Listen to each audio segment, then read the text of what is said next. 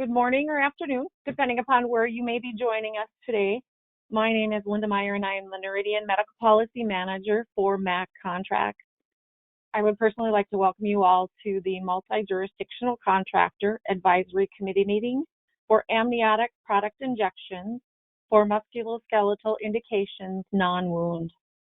I'll be assisting the Noridian Contractor Medical Directors with facilitating today's meeting, and that is on behalf of all of our partnering MACs.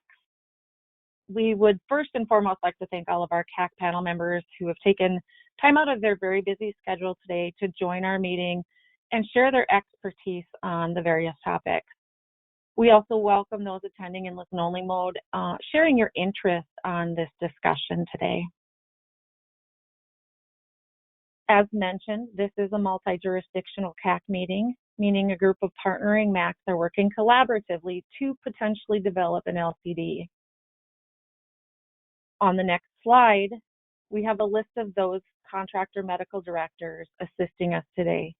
While Noridian leads these efforts, we are joined by these individuals in partnering in these efforts.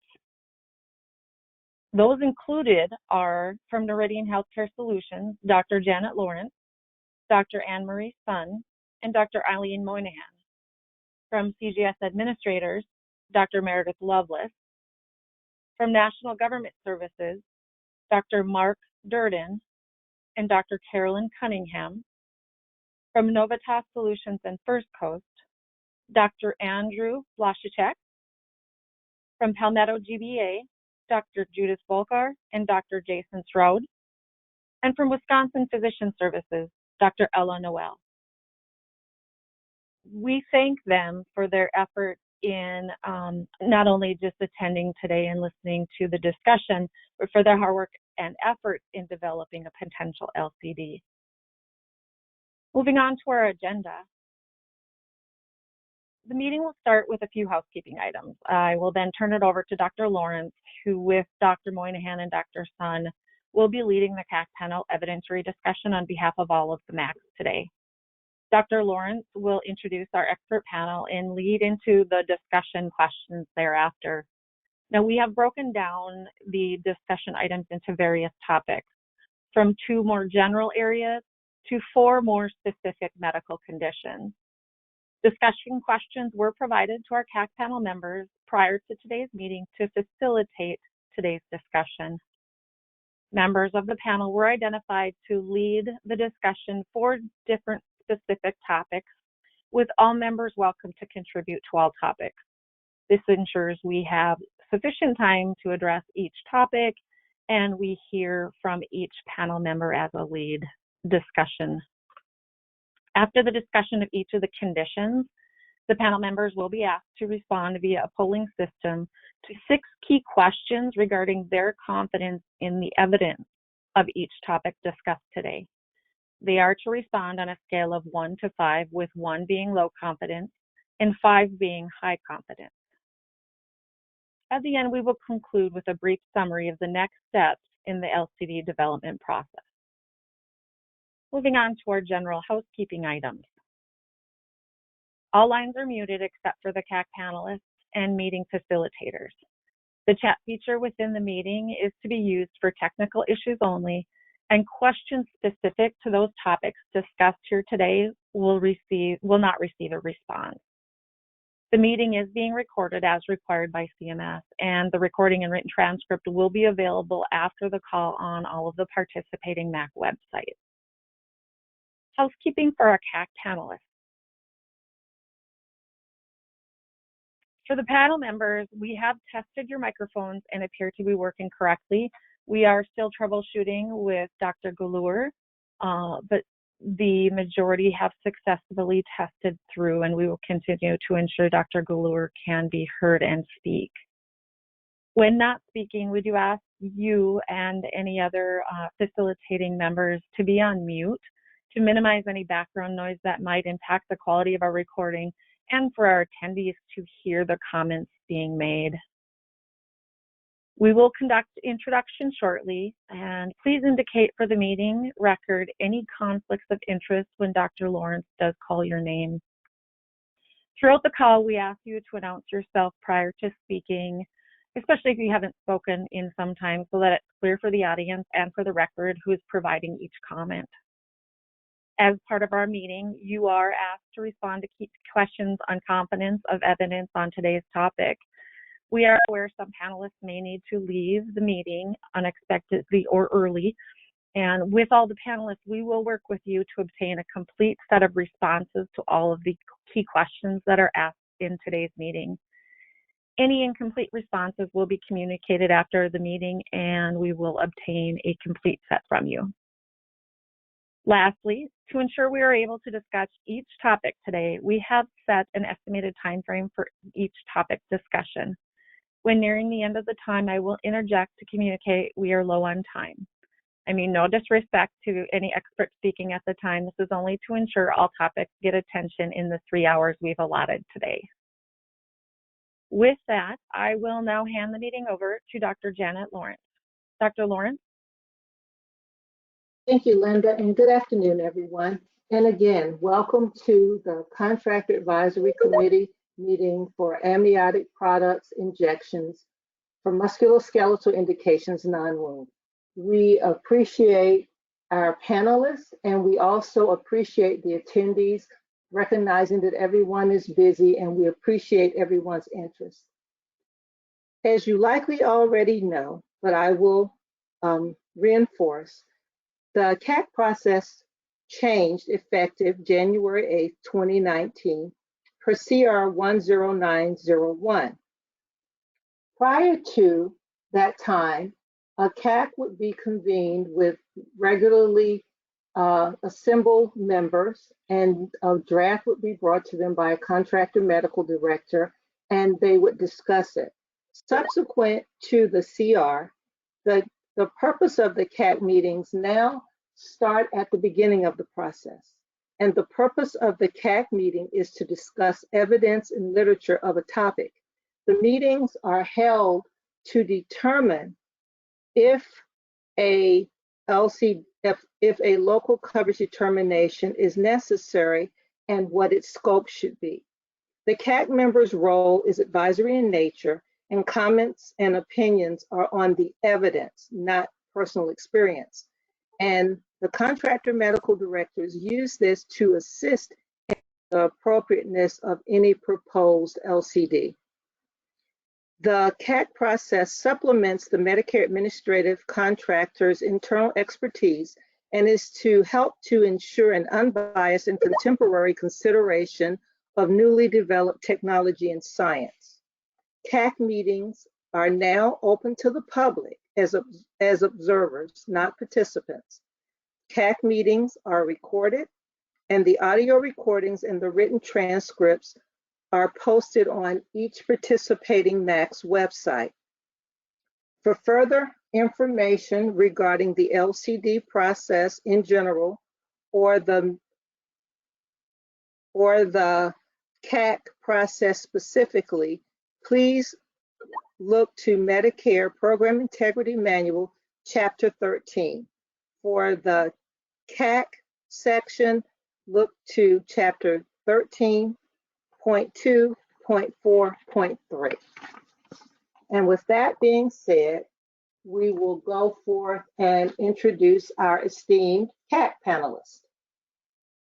They will be introduced in alphabetical order, not speaking order. First, we have with us Dr. Nicholas Beatty, DO. He is board certified in sports medicine and physical medicine and rehabilitation. He is a member of the American Academy of Physical Medicine and Rehabilitation. He is an assistant clinical professor of rehabilitation medicine in the Mount Sinai Medical Center system. He specializes in interventional spine care and regenerative sports medicine and focuses on injuries of the upper and lower extremities. Dr. Beatty, please say hello and discuss any conflicts of interest you may have at this time. Hello, and thank you for the introduction. And there are no conflicts of interest.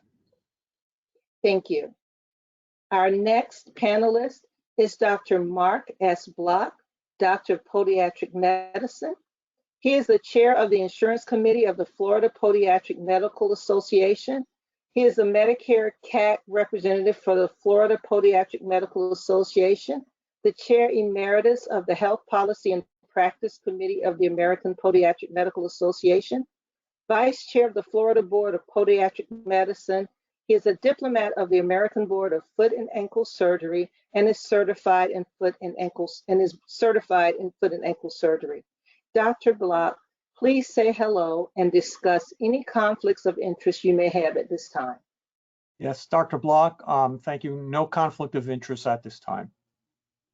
Thank you. Our next panelist is Dr. James Guyeske. He is a master of the American College of Physicians, is board certified in hematology oncology with a focus on stem cell transplantation. He was a pioneer researcher in alternative donor transplantation, including unrelated donors, haplo-identical donors, and umbilical cord blood transplants.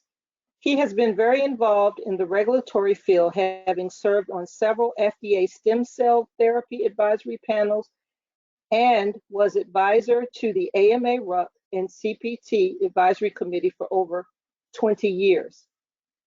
During that tenure, he wrote or revised all of the stem cell therapy codes for collection, processing, and infusion, as well as the diagnostic bone marrow aspiration and biopsy codes, and was part of the E&M reform effort at that time. Dr. Guyeske, please say hello to our audience and discuss any conflicts of interest you may have at this time. Hello. The only conflict I have, I serve as a paid chairman of a scientific advisory panel for Avalon Global Care. Avalon Global Care is developing stem cell therapeutics for cancer, but their whole product focus is on China. They have no products currently or planned for the U.S. marketplace. Thank you, Dr. Guyeske. Hopefully she's gotten in. Our next panelist in alphabetical order is Dr. Padma Gular. MD, are you on yet, Dr. Gular? Are you able to hear me? Yes. Hi, Yes, I am on. Thank you. I'm Padma Galur, and I have no conflicts or disclosures. Okay. To introduce her further, she is a fellow of the American Society of Anesthesiology. She is professor of anesthesiology at Duke University and is in the Department of Population Health Sciences. She is an executive vice chair for the performance and operations. She is director of pain management, strategy, and opioid surveillance. She is the medical director of the Acute Pain Consult Service and has been a member of both the CPT Advisory Committee of the AMA and the FDA Advisory Committee on Pharmacy Compounding. The next panelist is Dr. William Harvey. He is a fellow of the American College of Physicians and is board certified in rheumatology. He is an associate professor of medicine at the Tufts University School of Medicine and clinical director of the Division of Rheumatology, Allergy, and Immunology. He is the chief medical informatics officer at Tufts Medical Center. He currently serves as the chair of the Committee on Registries and Health Information Technology for the American College of Rheumatology and is one of the authors of its 2019 guidelines for osteoarthritis management. Dr. Harvey, would you please say hello and discuss any conflicts of interest you may have at this time? Hello, this is Will Harvey. Thank you for the introduction. I have no relevant conflicts of interest. Thank you. Our next panelist is Dr.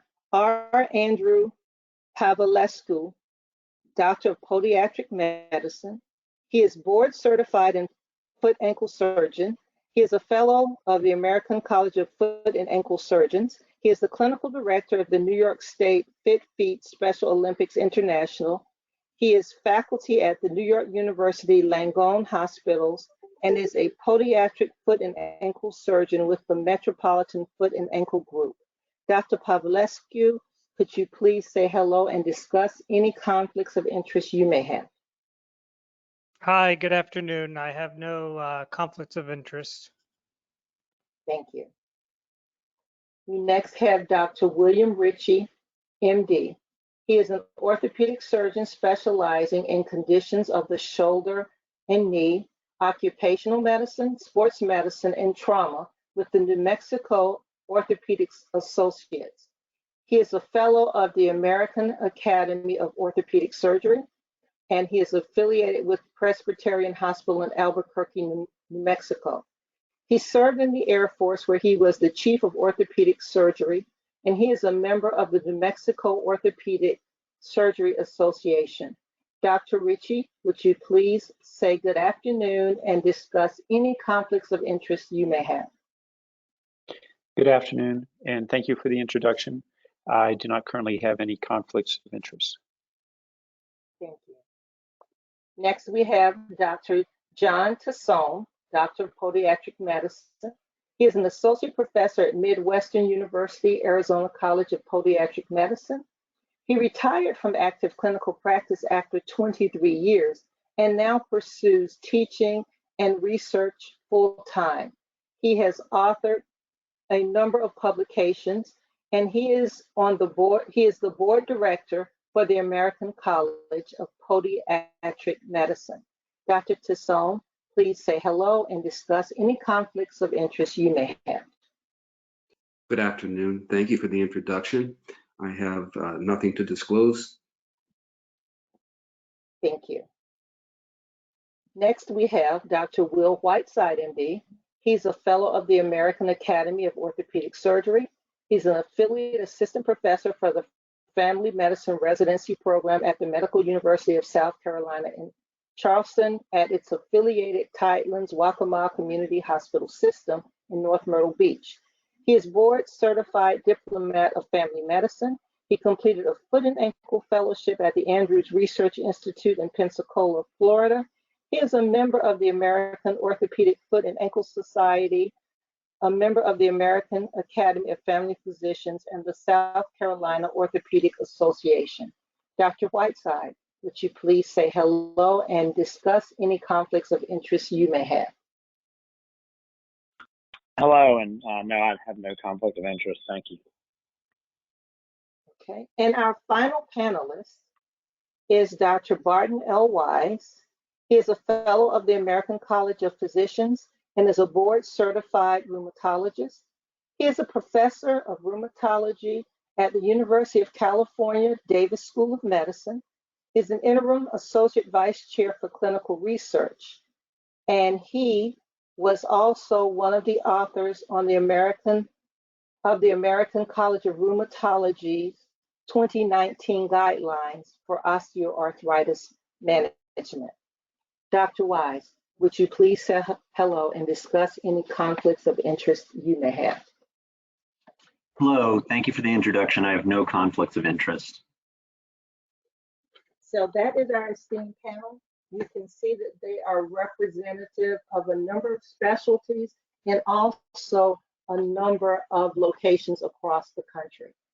With that being said, we will get right into the formal CAC by beginning with our first speaker, Dr. Guyeske, who will discuss the FDA labeling and general safety of these products. Dr. Guyeske. Okay. So my perspective on these products, having been part of several FDA liaison meetings for the licensure and regulation of stem cell therapies, that there are a couple things that FDA has asked for licensure and registration of all products. Any allogeneic cellular therapeutic product has to be registered with FDA. Also, any cellular product being used for non-homologous use in the human body that is autologous must be registered with FDA and licensed by FDA. So from my perspective, amniotic fluid cannot be acellular. It will always have fetal cells in it. That makes it an allogeneic product subject to licensure. I also have had strong conversations with FDA, and they agree that the issue of use of a bone marrow aspirate for joint repairs or fracture repairs or injection to facilitate wound repair, that also is non-homologous use of cells, because those cells are for hematopoietic reconstitution, hematopoiesis. That does not include joint repair. That does not include wound repair. So that is also subject to FDA licensure. Couple of other comments in terms of that. These products, if you are using them for related donors, must be very, very cautious. And I know Janet advised against anecdotal issues, but I was at UCLA in the early years of the GAN Act, where we were required to ask patients if they wanted to have designated blood donors. At that point in time, we only irradiated first-degree relatives, so parent, child, siblings. We had a grandson who donated blood for his grandfather, and we got those cells, the few white cells in that red blood cell product, engrafted and caused fatal graft versus host disease. Graft versus host disease from cellular therapies, unlike what I'm dealing with in the context of a stem cell transplant, has an 85 to 100% fatality rate in about 2 weeks. The only way to prevent it is use of irradiation. So with FDA licensure comes various sterility testing assays. There is no uniformity on amniotic fluid. Each product has a certain uniqueness given the genetics of the potential child as well as of the mother. The FDA has now come up with this RMAT approach for allowing some of these products to be used, but that's in the context of licensure, and that's to me where these products should be going. I would also say, having served on RUC and CPT as both a voting member and as an advisor, and yes, I wrote all those codes relating to bone marrow and stem cell transplant, as well as the diagnostic bone marrow codes. There was a code put up for fracture repair of use of stem cells. When I was at that time, I was a member of the RUC, a voting member of the RUC. I raised the issue that was subject to FDA licensure. The RUC chair said that it is not the purview of RUC or CPT to determine whether FDA licensure is granted when they grant a code. That is for the providers utilizing those products. So just because you can find a CPT code with RVU value does not mean you have the imprimatur of the FDA for approval for use. So I just wanted to start the discussion with those. I know that we have other questions about review of the articles in place, but I will at this point be silent unless there's some other questions for me. I actually have one follow-on question, Dr. Guyeske. You briefly mentioned, you mentioned the graft versus host reaction from the white cells that are present in these products, and the need to irradiate them to prevent that very tragic complication from occurring. So in preparation of these cells or these products, how does the means that are needed to make them be quote unquote safe to use, how does that affect the effectiveness of the products for their intended use? So a couple of comments there, Dr. Lawrence. First off, the risk is primarily when it's a related donor, where these cell products will share partial HLA match with the intended recipient. They don't have to be completely HLA matched. In fact, that's the real danger is when they are partially matched, because that is such a mismatch. The issue of amniotic fluid becomes a little bit more because when we use umbilical cord blood transplants, we are often using those that are only half matched with the intended recipient. And the HLA typing there for umbilical cord blood is very low resolution, not the sort of high resolution molecular typing that I use with an adult unrelated donor and an adult unrelated recipient. So that's where the concern will be.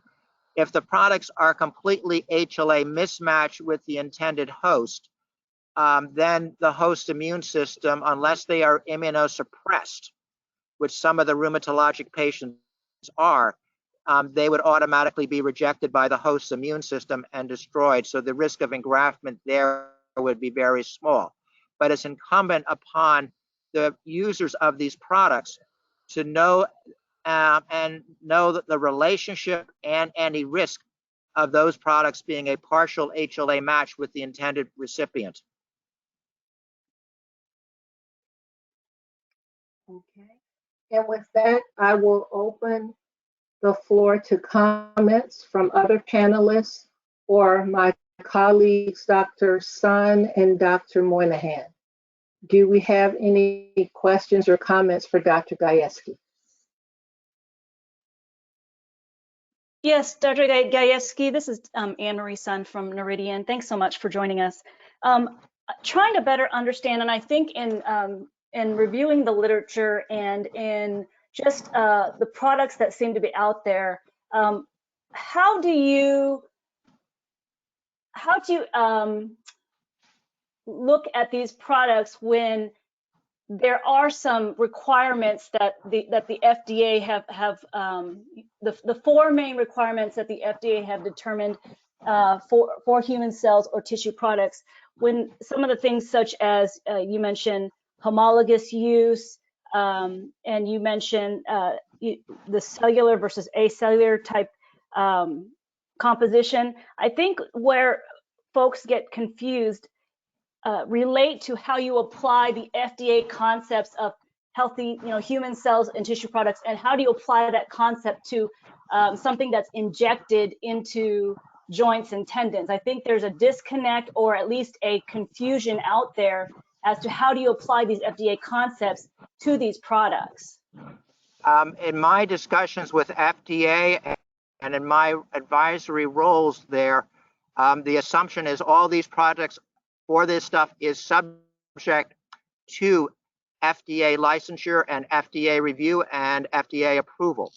I recognize that not all clinics doing this work have felt that they were subject to FDA jurisdiction. That I think the FDA has had major concerns and is moving forward with more aggressive investigation of these products. Beyond that, I cannot comment, but everybody who's using these products in clinical settings needs to, from my perspective, submit data to the FDA and give the FDA right of refusal for a licensure. But given what I stated, non-homologous use of cells or allogeneic cells are subject to licensure. Thank you. As far as have you had experience though in some of these products that have been used, whether it be discussions with other researchers, discussions with the FDA as to anything on the horizon regarding future regulation, maybe even a new section or section or department of FDA that would look into these more closely as far as paying attention to the new products that are coming out on the market? So the FDA, this is all subject to the Center for Biologics, the CBER section directed by Peter Marks, of some fame or infamy lately with all the COVID vaccines.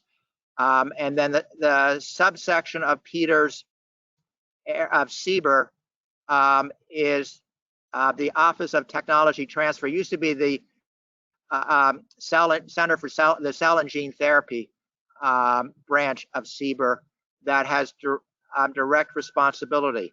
I think the new RMAT designation and pathway is a reflection of FDA trying to get more involved here. The other issue that is a little less clear with these cells, but very clear for anything that's genetically modified or allogeneic stem cell transplant, is that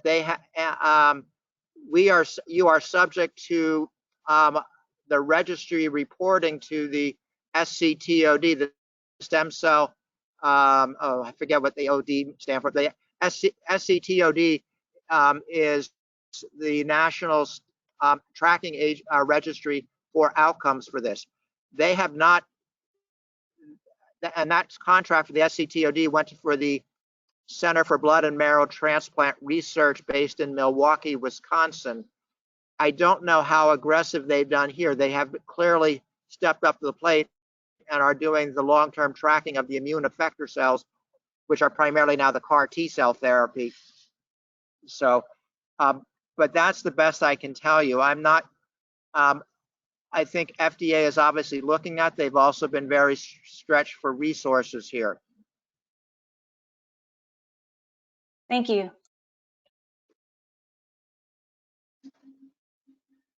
Do we have any further questions or comments from our panelists?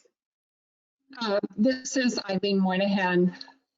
Hi, I'm just curious about some of these preparations are cryoprecipitated, et cetera. Given the various preparations, do you think they all could have cells or might have other factors? I think you have to make the presumption that all these cryopreserved products could potentially have cells. And when in the cryopreservation process, the other risk is that you may actually fracture cells with the freezing process, and infusion of fractured cellular products can actually create an immune cascade similar to what we're seeing with some of the COVID patients. Is also the Trally reaction that we see with blood transfusions, particularly cryopreserved platelets or plasma when we thaw them and infuse them, that we occasionally have that type of reaction. Thank you.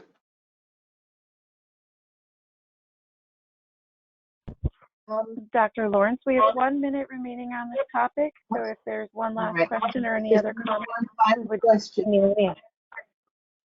Dr. Guyeske, building on the last question from Eileen, from any of the literature that you have reviewed, have you seen where these potential complications from the fracturing or other things other than bruising or allergy have been addressed?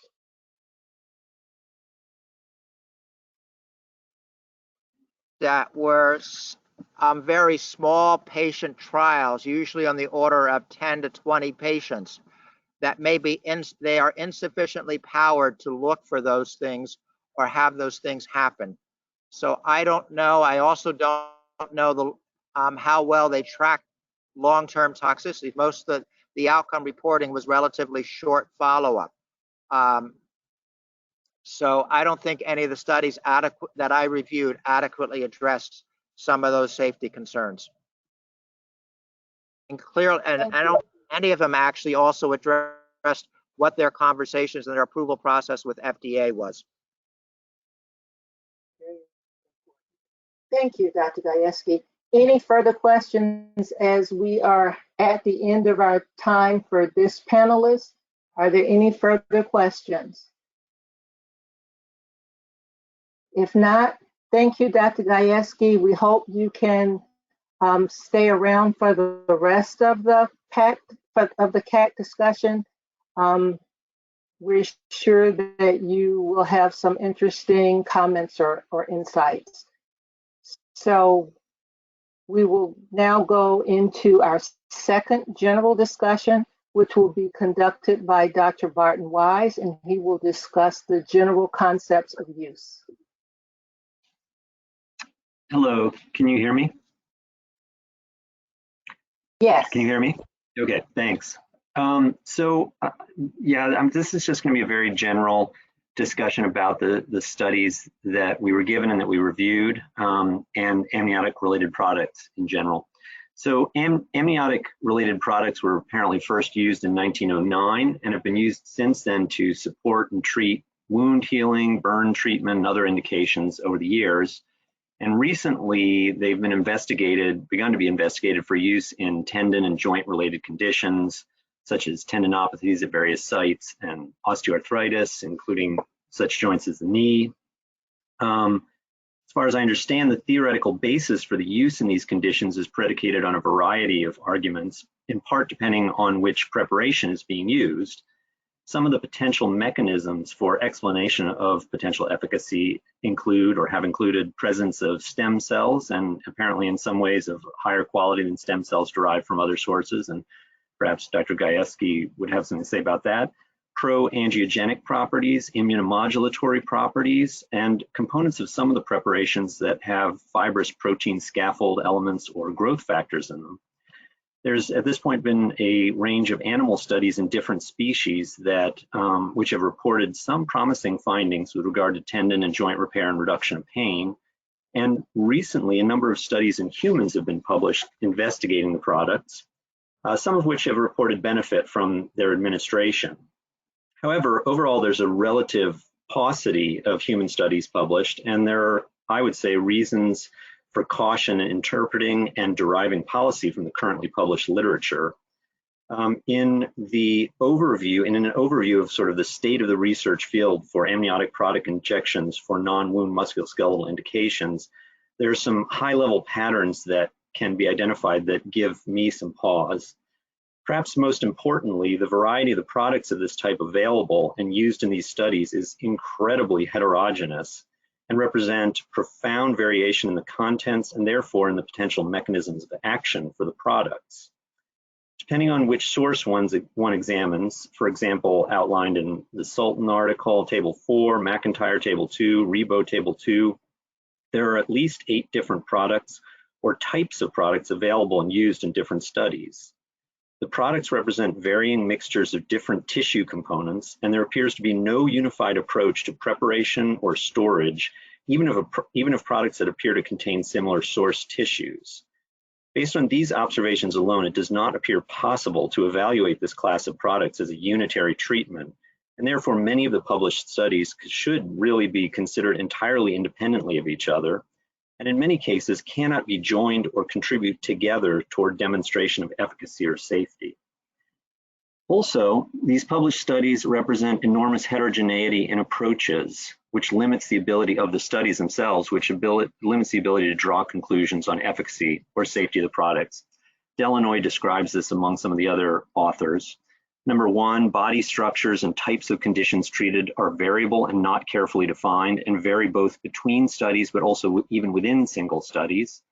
An example is McIntyre, who lists multiple studies which are classed as foot and ankle, but actually represent, even within a single study, very different entities, such as posterior tibial tendonitis, Achilles tendonitis, injuries to extensor muscles of the foot, plantar fasciosis, and even nerve involvement. Another one is Huddleston of the articles given. Some studies, such as Gellhorn, include distant sites in the same study, such as spine and knee and glenohumeral and femoroacetabular and subtalar. There are important differences, I would argue, in manifestation of pathology between these joints in terms of pain, functional limitation, and other things, and lumping them together like this prevents appropriate and joint-specific measurement of outcomes, rendering the studies that combine multiple distant sites essentially uninterpretable. There are also conditions treated that vary widely as well, ranging from tendinopathies of a variety of types to injuries to osteoarthritis of various joints. These studies are mostly very small numbers. The studies are mostly low quality evidence, level 4 or 5, only a few level 1 as described in a few of these articles.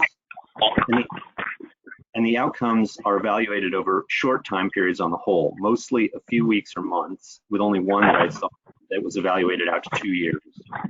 There are also many types of study design, the majority of which are not randomized controlled trials. So in summary of sort of the general overview of this. Some preliminary data appears potentially promising, but the available evidence is highly heterogeneous and often low quality for a variety of different reasons.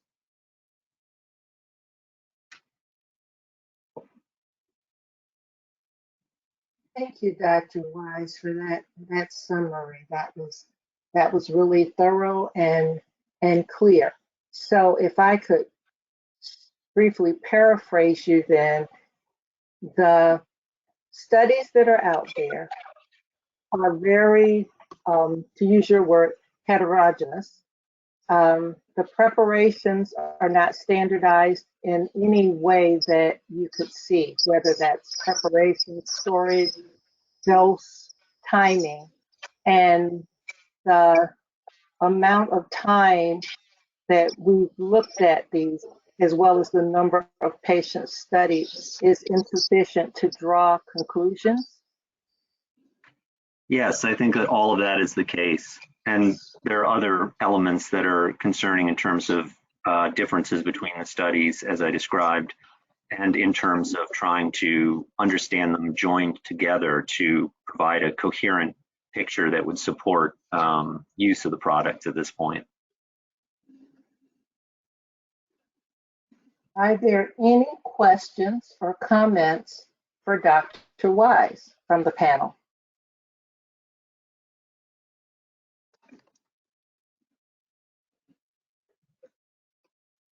This is Eileen Moynihan. I just want to comment that I thought that was a very succinct and thorough discussion, and you kind of left me without any further questions on your topic, so thank you. Thank you. Yeah, I think it's probably safe to say from the reactions that most of us would agree. So thank you very much again for that, Dr. Wise. It was very informative. Okay, we're moving right along. So we will go to our third topic for discussion, which will be our first polling topic. And that is the discussion of osteoarthritis of the knee and hip and other joints. And this discussion will be led by Dr. Harvey, followed by Dr. Ritchie. Dr. Harvey. Thank you, and thank you for your time. I was asked to review the available literature focusing on use of these products for treatment of osteoarthritis, and I think you will hear through this summary that I will echo many of the things that Dr. Wise just reviewed. Rather than reviewing them in chronological order, I thought I would take them actually in sort of ascending order of evidence, starting with the least strong evidence that we have for review out to the most significant evidence we have. So I was asked to review and found in the literature two papers that were primarily review articles discussing other authors' work, as well as some of the background information on these types of therapies that Dr. Wise just reviewed. One was actually a very well done systematic review and analysis that suffered not from the skill of the authors, but from a paucity of evidence.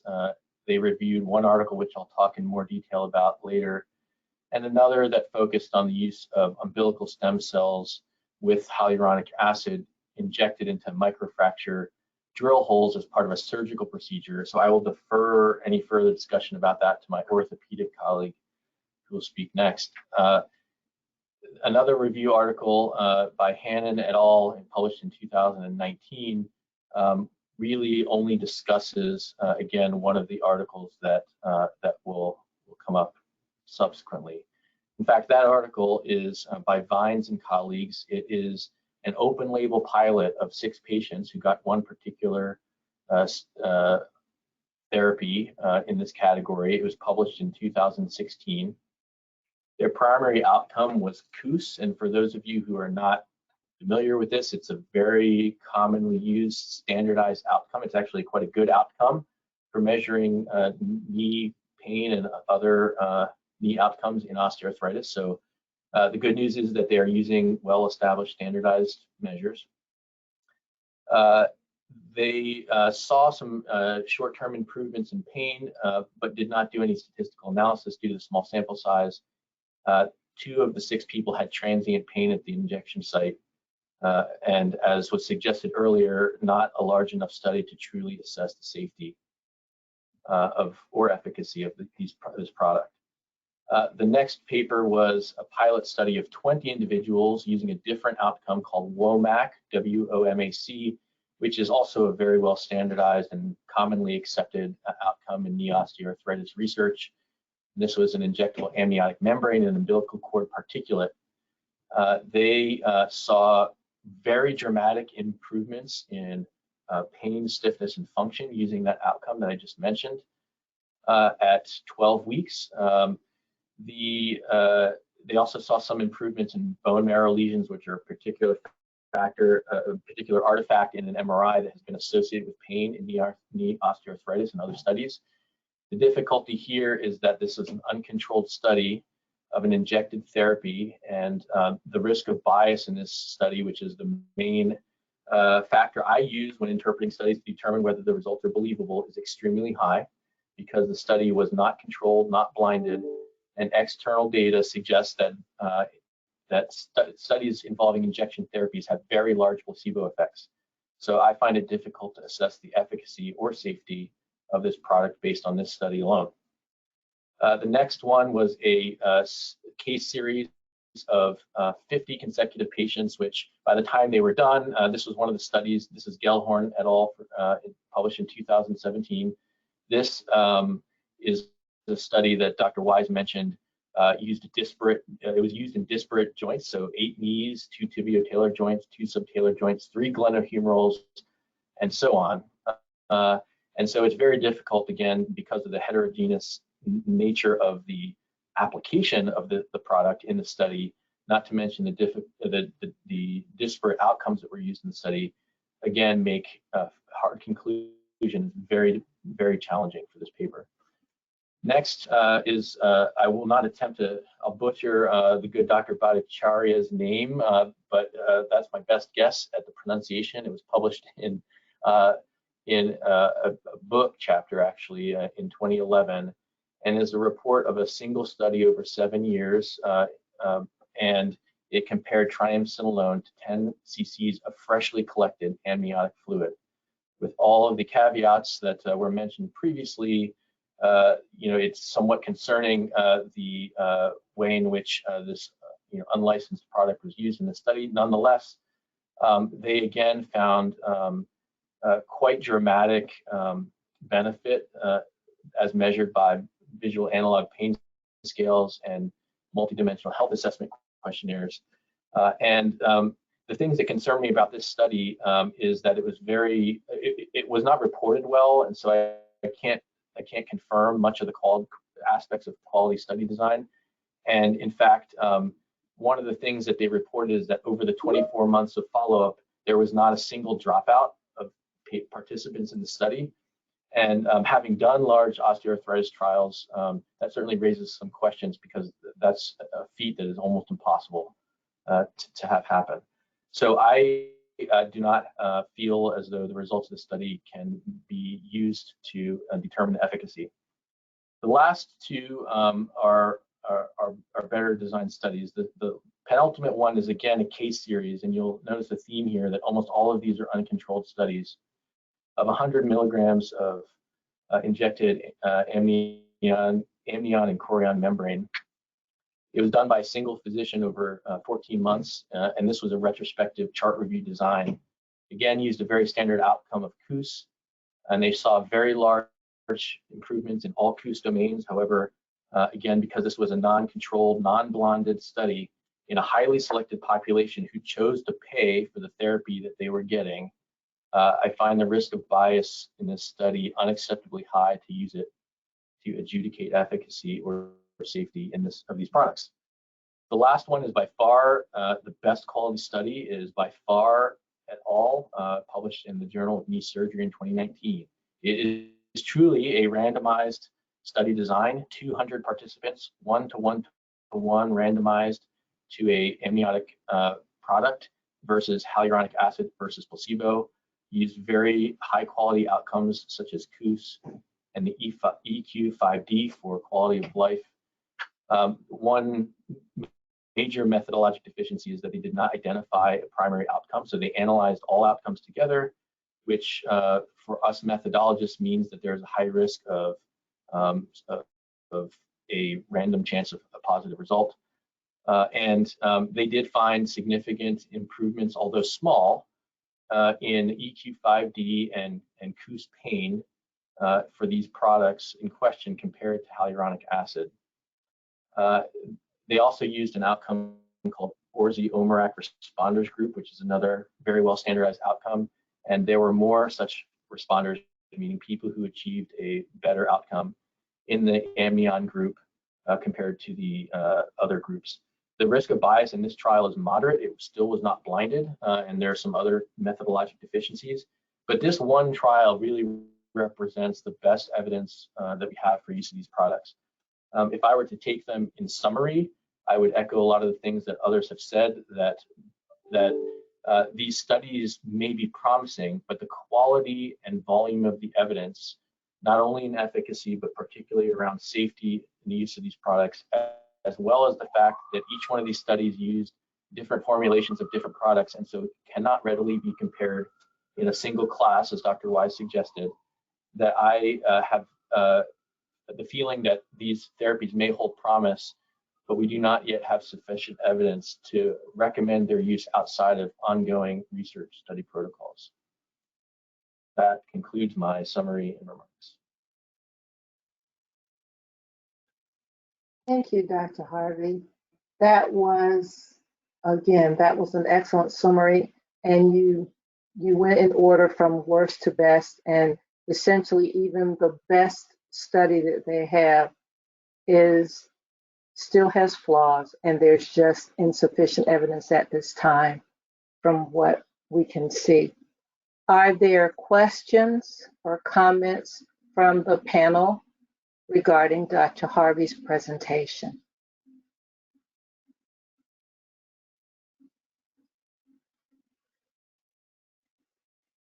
Okay, hearing none. Again, that speaks to the thoroughness of your presentation. Dr. Ritchie, are you ready? Yes, thank you. It's kind of a tough act to follow. Dr. Harvey did a very good job summarizing the studies that were provided. And I agree completely with what he said and his ranking of the studies. That last one, the FAR study, is the best of the group, but again, has problems. It was funded by one of the companies providing the amniotic membrane and cells that I've dealt with as well, just trying some of their products. It did have some long-term results that are promising, but again, many of these studies are more like white papers than truly good randomized double-blinded controlled studies. I also found a study that's been accepted by the Journal of Arthroscopy, but has not yet been printed on amniotic allograft injections into hips. But again, it is like some of the other studies. It's a pilot study with just 10 patients with promising early results, but still lacks not only the power, but the standardization, the selection of cohorts, many of the problems that have been brought up already. So, I don't have a lot to add except to echo that we do need more data, that there are still questions. All these studies say there's safety and efficacy, but again, they're short term, and there are still questions as brought up at the very general section on safety, that when I've worked with these companies or had them come and present their products to me, that is definitely glossed over. The safety aspect, the HLA potential graft versus donor problems. That really does not appear in their literature or in their presentations. Nothing more to add than that.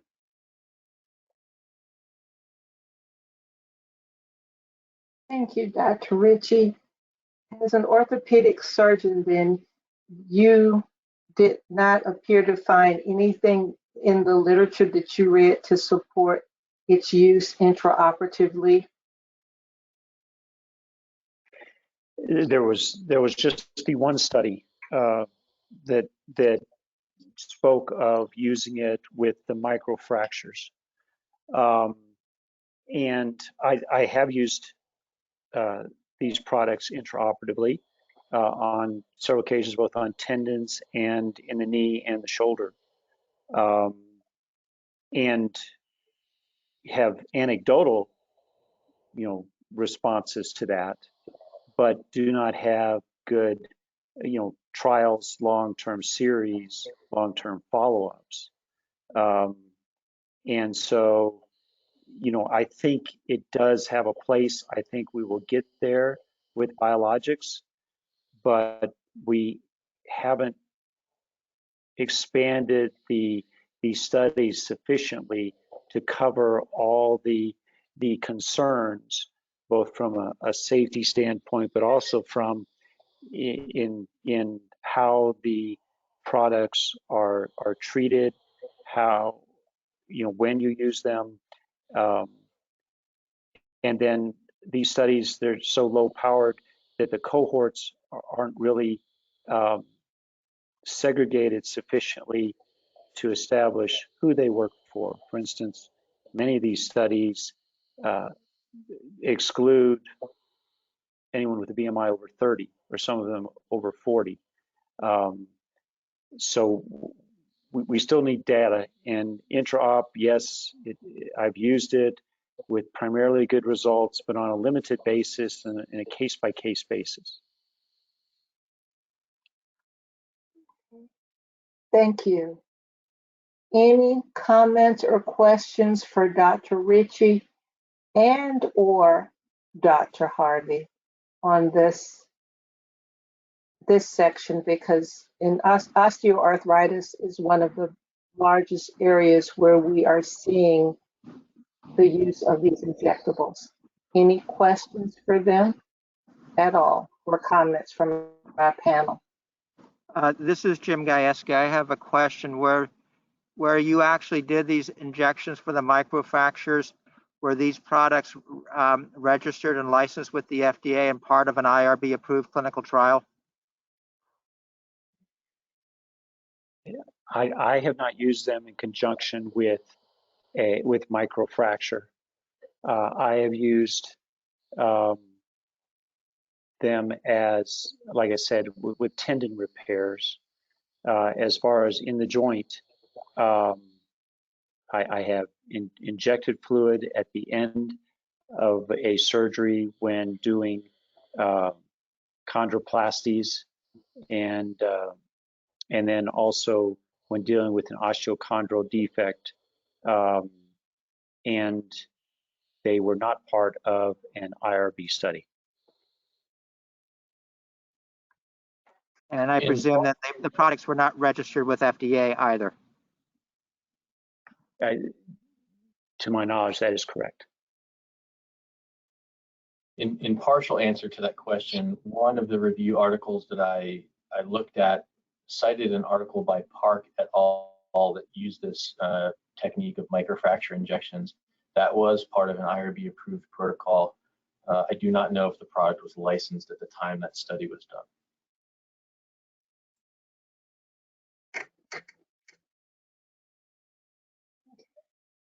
Interesting. Anything else from our panel?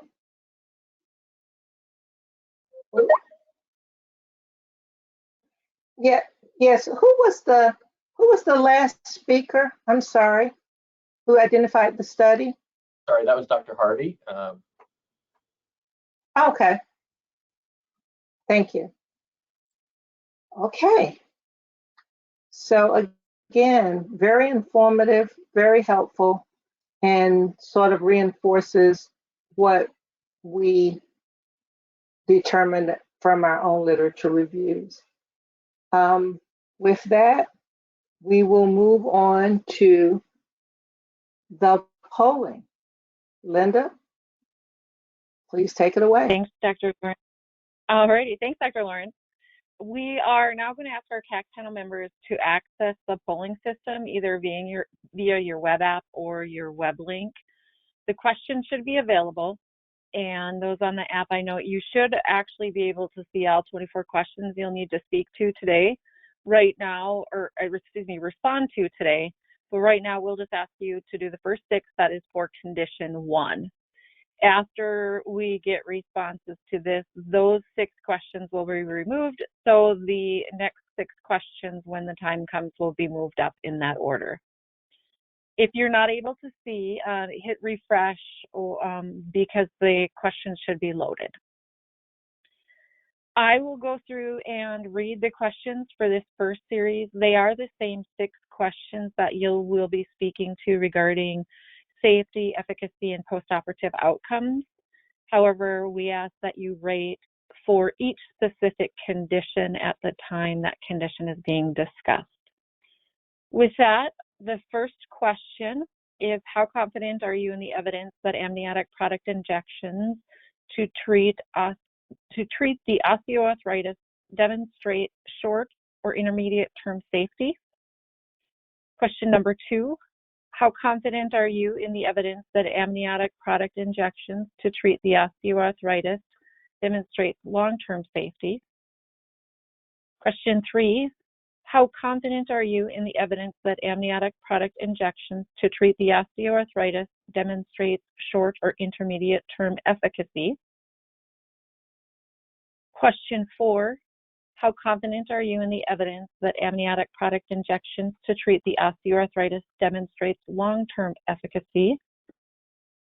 Question 5, how confident are you in the evidence that amniotic product injections or placement intraoperatively improve short or intermediate term postoperative outcomes for this condition? And the final question, how confident are you in the evidence that amniotic product injections or placement intraoperatively improve long-term postoperative outcomes for this condition of osteoarthritis? And again, 1 is low confidence, 5 is high confidence. We'll just take a moment to allow them to submit their results.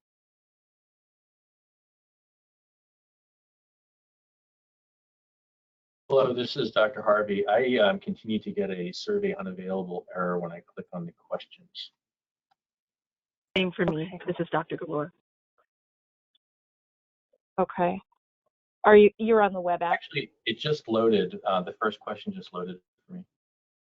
Oh, okay. Good. Dr. Galore, you're still having the issues? Yeah, unfortunately, I've tried refreshing it, and I just tried it again. Okay. And it's survey not available. Okay. We'll make note, and as we indicated, because we know technologies and where individuals are at, we will obtain your results most definitely, if not today, after the meeting. Thank you. Thank you. And just give everyone another moment.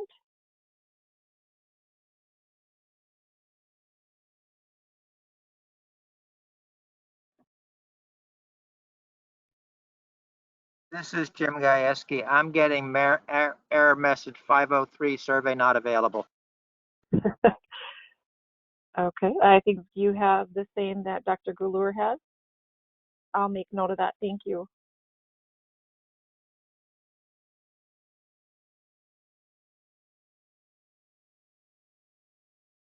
Okay. I do see that we have 5 individuals that have completed.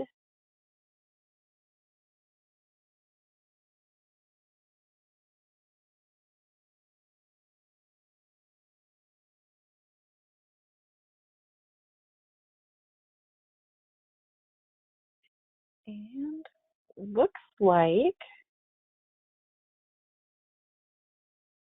we have 7. So if 3 were having some technical issues, it does appear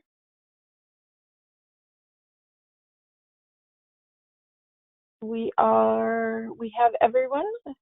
Is anyone still completing? I will wait another moment. If not, we'll move on.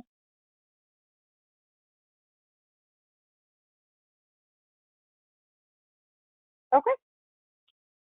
Dr. Lawrence, I'll turn it over to you to move on to the next condition.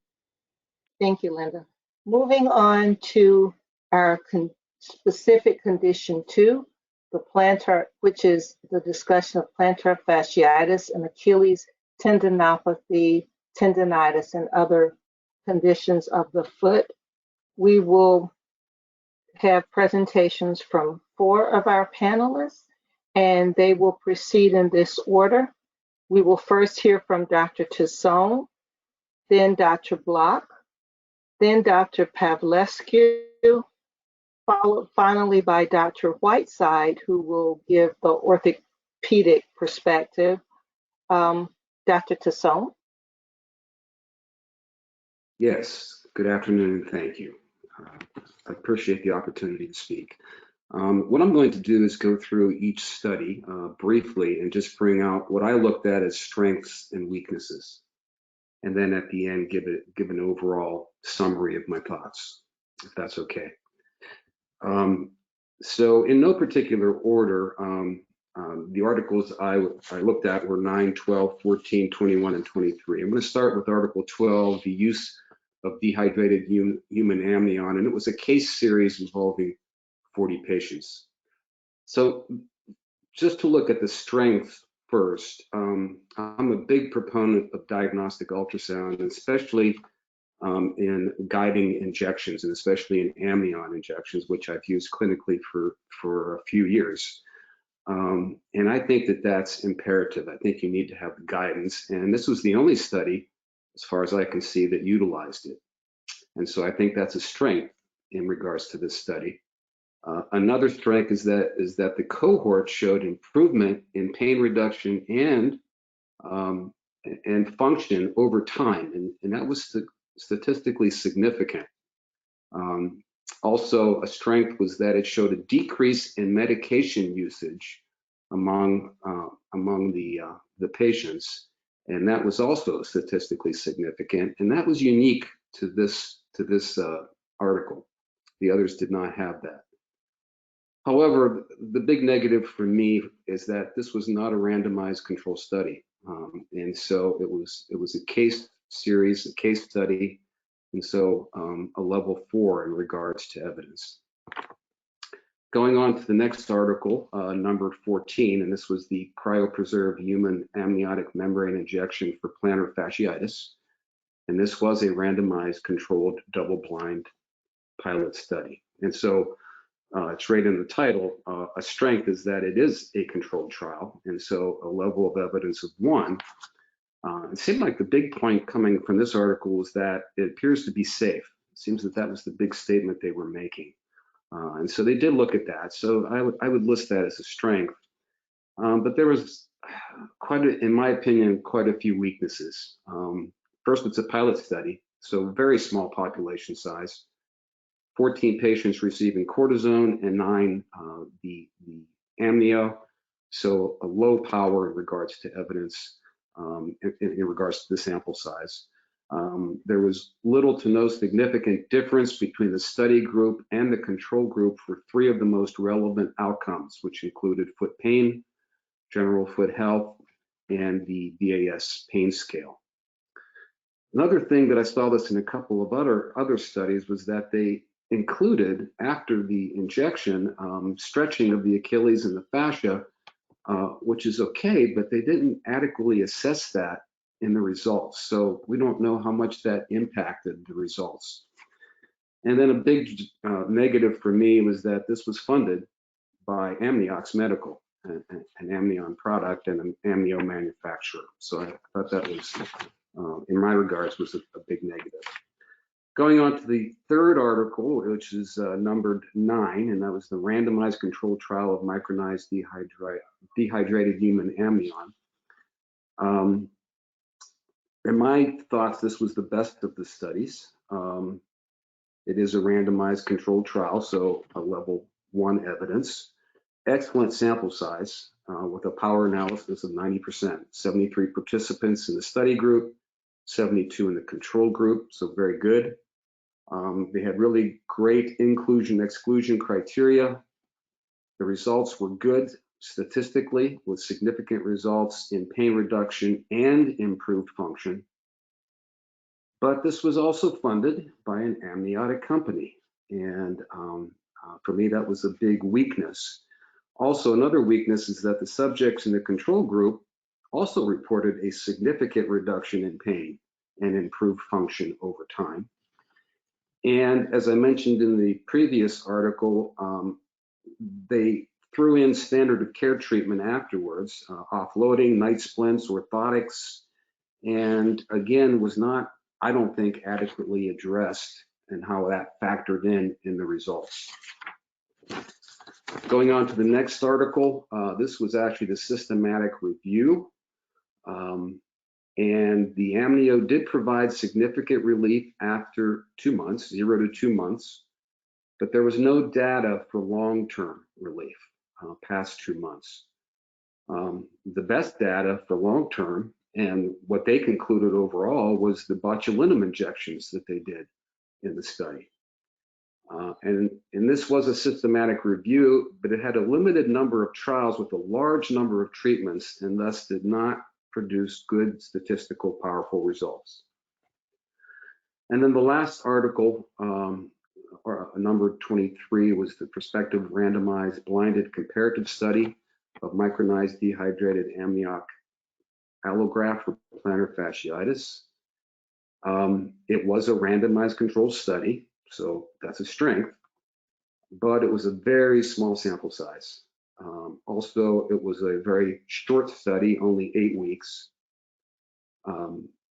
All groups, including the control group, showed significant improvement, another negative. And once again, patients were given some random other treatments at the end, tramadol, they were offloaded in this study, and night splints. And again, no adequate discussion on how this can factor in with the results. And then finally, another big negative was that it was also funded by an amniotic company. So just to summarize, overall, we have 3 randomized controlled trials that I mentioned that were all funded by amniotic companies. As I mentioned, the lack of ultrasound guidance in all but 1. All 3 trials included other inventions without addressing their impact on the results, plus the other assorted negatives that I had mentioned. And so, unlike wound care, which I feel like we have a lot of good literature on in regards to the use of this product, there's just not strong enough clinical evidence over placebo or any comparators or standard of care in the literature at this point. And so I just don't think there's significant literature to show that it's better. And also in regards to pain reduction and improved function, I don't really feel that there's strong literature at this point. I think it shows promise, and I've used it anecdotally. I've used it in the clinic, but there's just not strong enough evidence to support it. Thank you. Thank you, Dr. Tisson. That was a very detailed and thorough overview of the articles. And yes, I think I'm going to have people respond unless someone feels that they'll forget their comments. I think we'll hold the comments to the end of the section.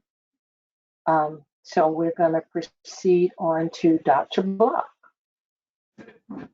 Thank you. I have a number of comments here, but many of them have been addressed. So rather than being redundant, I'm going to try to segregate as I go down my list those that may not have been addressed previously or that I felt I wanted to elaborate on. So I apologize if any of these are redundant, but we can deal with that as we move along. Let me preface by saying, again, a lot of the comments that were made by the other doctors, I strongly agree with them. So I'm not going to go into any detail on those. That being said, just as a general overview, I had the same group of articles that Dr. Tassone had reviewed. I was focusing on some different areas. Some of the issues that I had as a generic overview was I didn't think these articles or these studies, in some cases, were that strong to make the points. And I think the number of candidates and possibly those that were selected may not have been the best. There may have been some bias there. The control groups were varied, the different types of controls they used. The time span for evaluating the results was not necessarily consistent. Most of them went out to 3 months. I think, if I recall, one went out, I think, about 6 months to a year. A number of the articles did agree that they needed, they recommended moving forward that longer term studies or evaluation should be considered. In article number 9, it showed a decrease in pain with the placebo and the amniotic products. In this particular one, the control used sodium chloride. And interestingly enough, there was some impressive positive results from the sodium chloride, as well as the amniotic product. Although in the end, they indicated that the amniotic product was superior. There was another study using cortisone. Initially, the cortisone as a control seemed to have equal or maybe even a little better after the first, I believe, month. Then it seemed the amniotic exceeded the results. But interestingly enough, one of the articles, and it wasn't specific, referred back to studies where cortisone was utilized, and it stated that at the very beginning, the amniotic product was superior to the cortisone, yet in the study I just referenced, it was just the opposite. So the credibility in that particular article is comes to mind.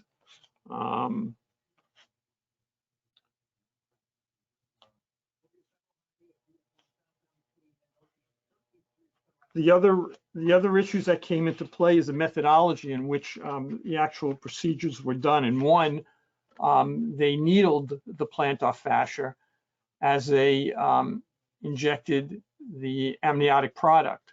So one has to question whether any positive results was the result of the actual amniotic product, or if it was the actual procedure of needling the plantar fascia. There have been articles and papers done on the efficacy of needling the plantar fascia and a positive result just from that.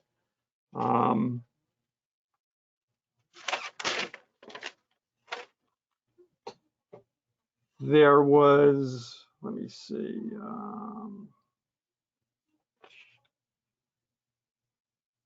Another study, again, it was mentioned previously. In particular, this study was sponsored by one of the companies that markets one of these products. One of the investigators did disclose that they had stock or shares in the company, and they were on the advisory committee. So that also raises kind of a red flag on any bias.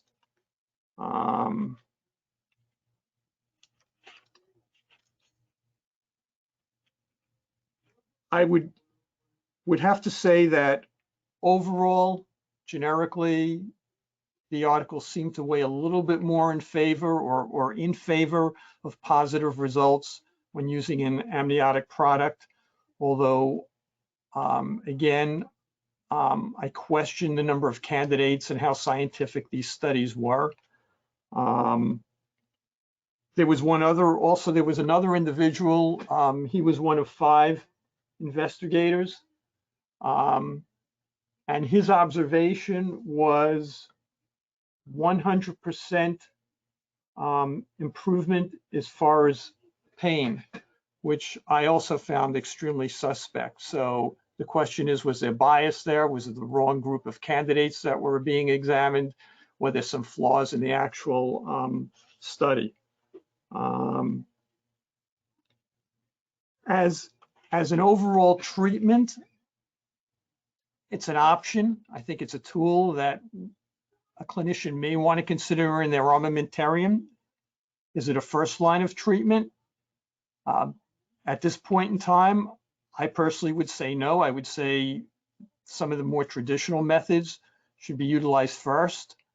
And I also question whether some of these studies really weighed that and did a comparison, an adequate comparison of the traditional methods versus using this as opposed to using this as a first line of treatment. That's basically all I have to share with you right now. And if there are any questions, I'm available. Thank you. Thank you, Dr. Block.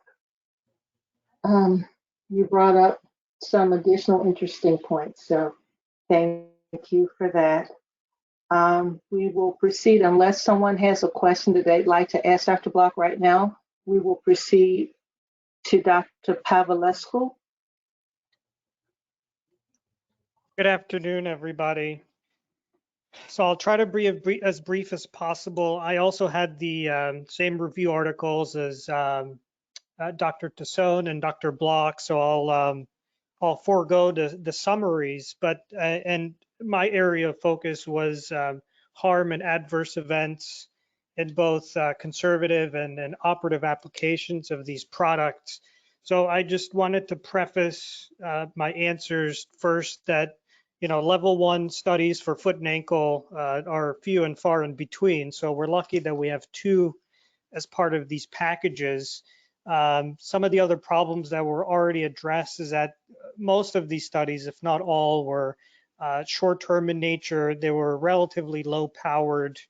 And I'll get into some other concerns. So in terms of looking at harm and adverse events associated with a single injection, just based on these studies, there were no major adverse events that were reported in any of these studies.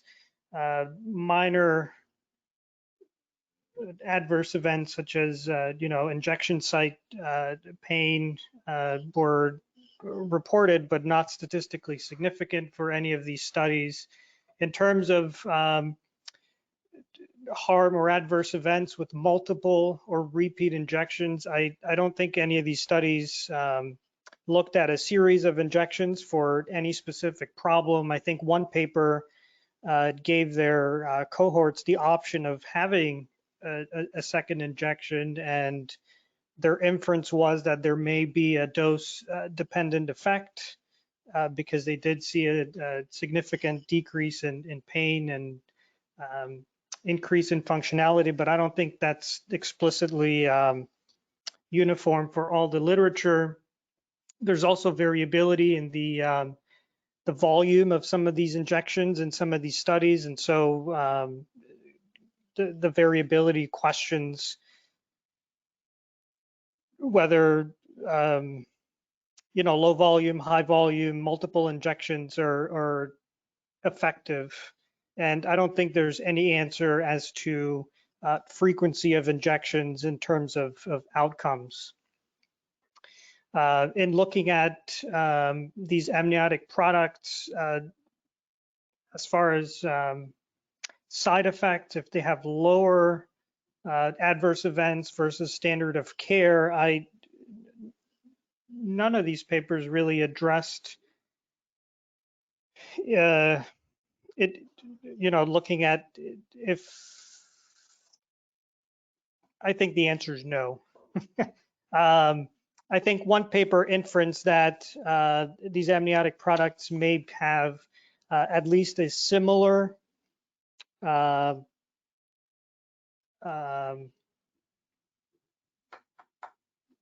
similar efficacy to cortisone injections, but again, this is a conclusion just based on a small cohort.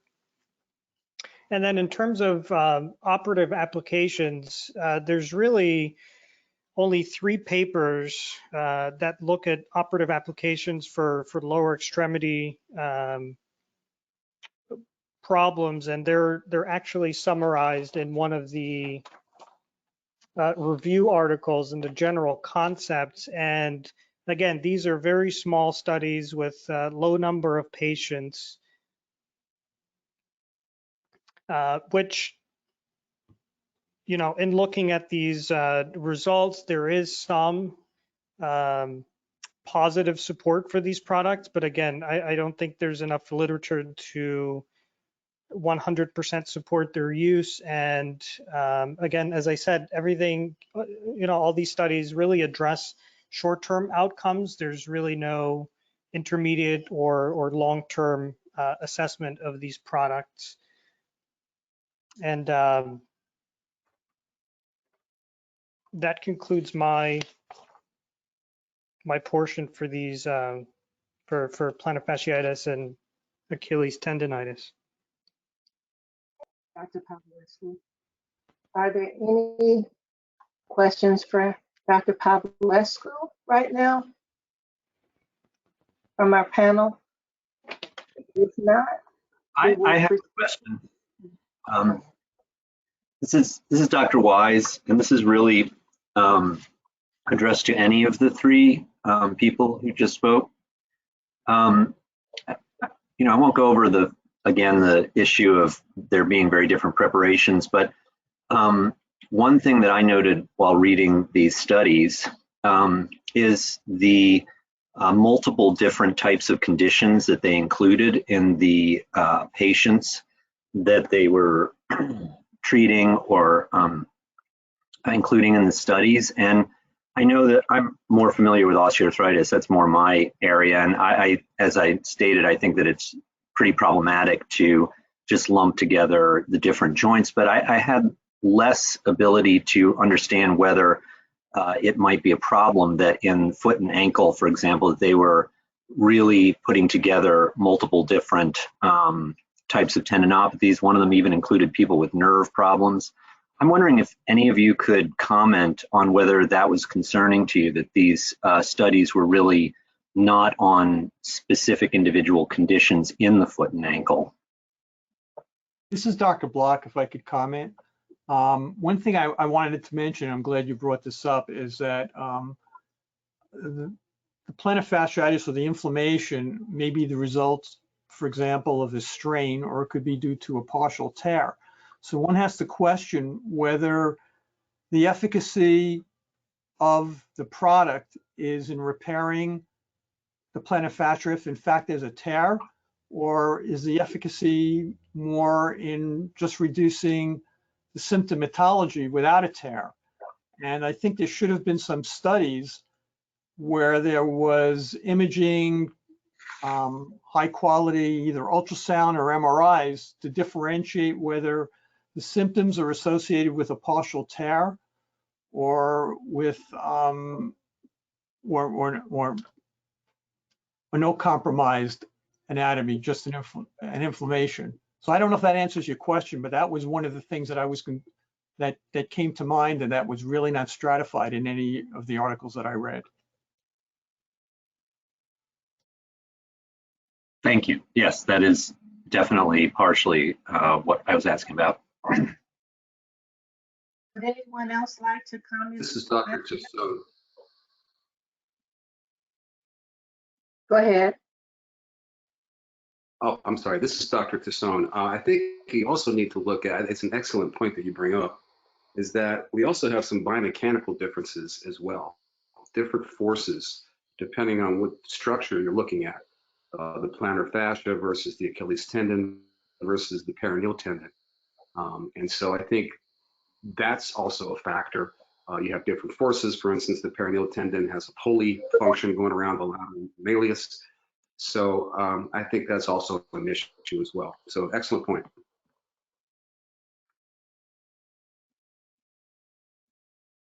Okay. Thank you, panelists, for that discussion and that clarification and expansion. That's greatly appreciated. Are there any more comments on the previous 3 discussants? Okay, then we will move on to Dr. Whiteside. Hey, yeah, Will Whiteside here. Yeah, I agree with a lot of the discussion we just had, and I think they hit on the main points, and it seems like we agree. I reviewed these articles as well, and some of the take-home points, and kind of just to review what they just said. There was funding by, MiMedx, which is associated with EpiFix. And that's certainly concerning when you look at any kind of peer-reviewed literature, that there can be underlying benefit to having good results for your company. And a lot of the other things with these articles is they were really short studies. I mean, some of these only had results for 8 weeks. Up to 12 months was the longest study. Number 12 article by Gellhorn, something we just mentioned. I mean, there was 40 patients, but they injected the cervical spine, the knee, the ankle, tendons of the elbow, the shoulder. So, and that kind of level 4 evidence, really no control there, and just kind of a smattering of see how you do with these injections. Other thing, and number 14 with Robert Sandrock, Hanselman, that essentially the effectiveness was similar to steroid injection.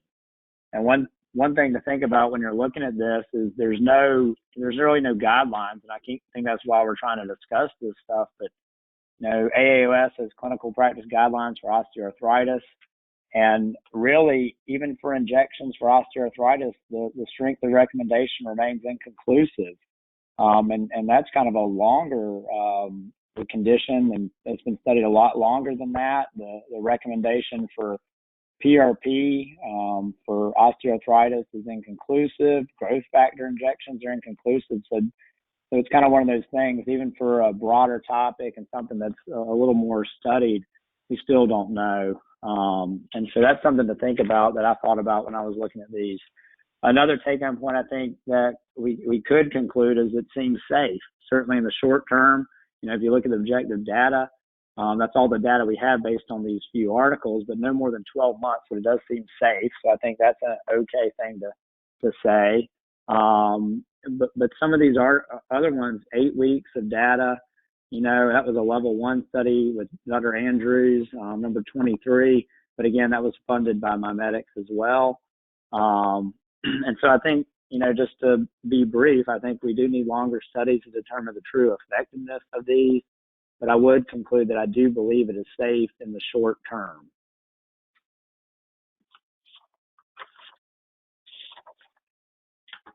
All right. Thank you, Dr. Whiteside. Are there any other comments from the panelists or from my co-workers?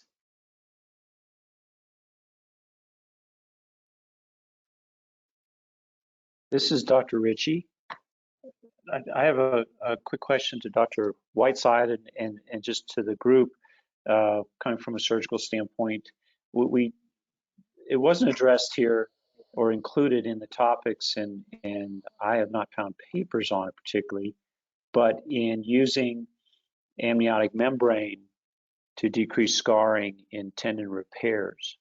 It was alluded to in a couple of the papers, and I have used it as such with very good but anecdotal results again.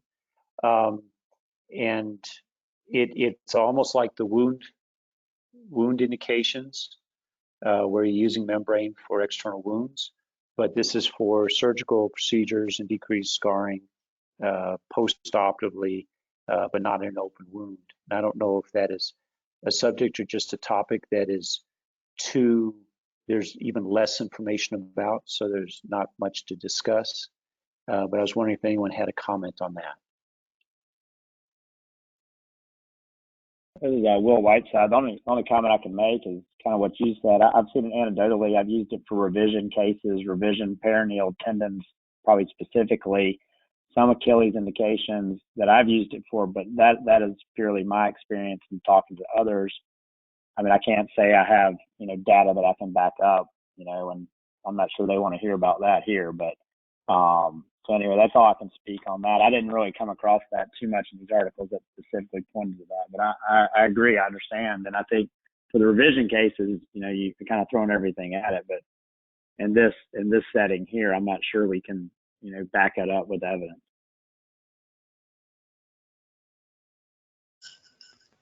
Yeah, this is, sorry, go ahead. No, I'll speak after you. Thanks. Hi, this is Andrew Pavlescu. I was just going to agree with everything that's been said. I think anecdotally, I've used amniotic membrane products for revision cases, specifically tendon revision cases, perineals, Achilles, PT tendon. But, with respect to all the literature that were reviewed, I just don't think there's enough evidence to support the widespread use.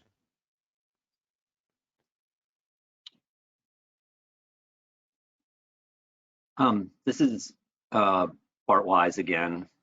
Just with regard to the safety, I'm not sure it's appropriate, as we've discussed several times now, to kind of lump all these things together. But even if you do, you put together a whole bunch of these studies together to look at the safety issue, and you get maybe a couple thousand patients total in all of these studies. That's a kind of very quick and not accurate estimate, but let's just say it's 1,000 or 2 patients, something like that. And it does appear that there isn't any large safety signal that I saw in the papers that we read. However, I just would caution that Dr. Guyeske mentioned earlier the possibility of, a little bit more rare but very, very problematic conditions such as graft versus host. And I'm not sure that this collection of studies necessarily represents the true safety profile that you would see if it were in very large studies or in very large use in the society in general. So I guess I would be a little bit less sanguine about the safety based just on these studies.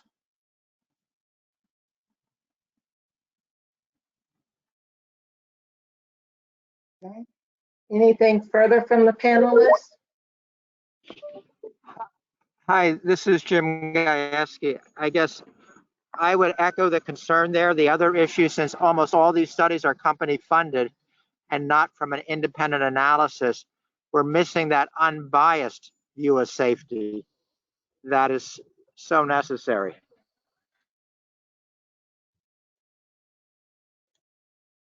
Yes, and that is very important.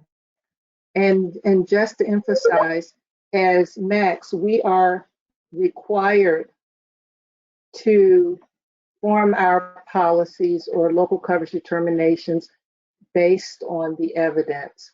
While we all have experiences and different procedures or things may work, we have to formulate our policies solely based on the review of the evidence. And at least at this point, from what we're hearing, it's pretty sparse. So with that being said, we're ready for another poll. Linda? Great. Thanks, Dr. Lawrence. Again, for those, we will be in contact with those who are not able to access the website. You can try to refresh again, but Jocelyn will be in contact and we'll get you the survey out here shortly, or access troubleshooting to it. The next series of questions, and we'll go to the polling questions. Again, they are the same questions. This time we ask you to rate your confidence in the evidence that the amniotic product injections treat, or as they're related to plantar fasciitis, Achilles tendinopathies, and tendinitis.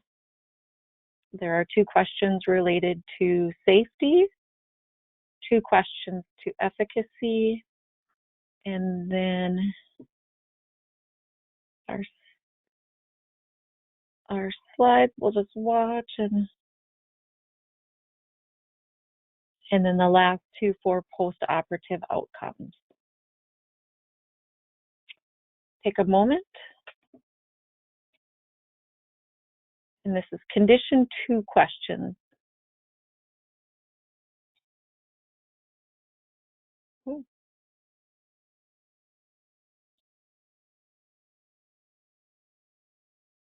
Like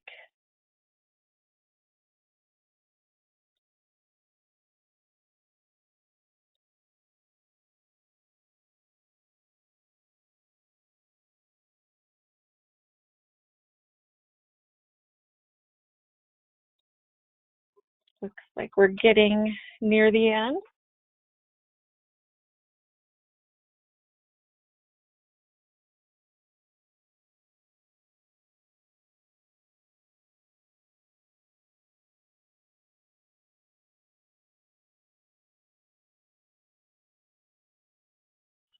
Okay.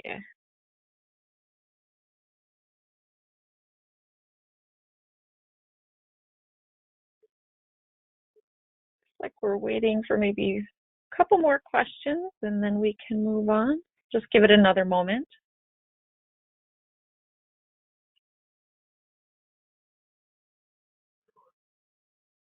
Okay, I do see the survey questions responded to. So Dr. Lawrence, we can move on to the next condition. All right, moving right along to condition 3, the discussion of rotator cuff tendinopathy, tendinitis or tear, lateral epicondylitis, carpal tunnel or trigger finger. And our discussants for these topics will be Dr. Beatty, followed by Dr. Ritchie.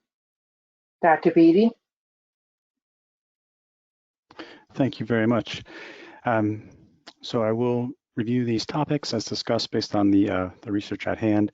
And since some of these studies had multiple tendinopathy conditions, some of them may cross over versus being discussed individually.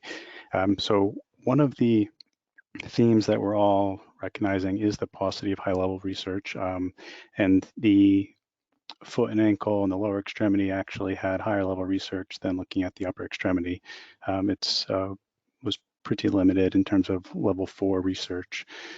So we've all discussed the Gellhorn and Hahn 2017 study, although, you know, from a clinician point of view, it has some elegant aspects of it that was practical, feasible, cost-effective, image-guided, and you know, designed well from a retrospective case series. The fact that this study keeps coming up, I'm sure the authors would probably agree as well that that's a sign that the literature is thin.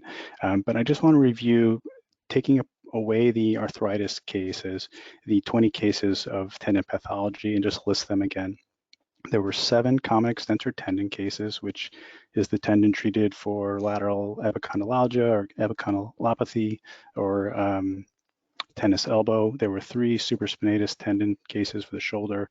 There were 3 conjoint tendon or proximal hamstring tendon cases, 2 glute medius cases, 2 patellar tendon, 1 Achilles tendon, and there was no specifics as to whether it was insertional or mid-portion or myotendinous junction.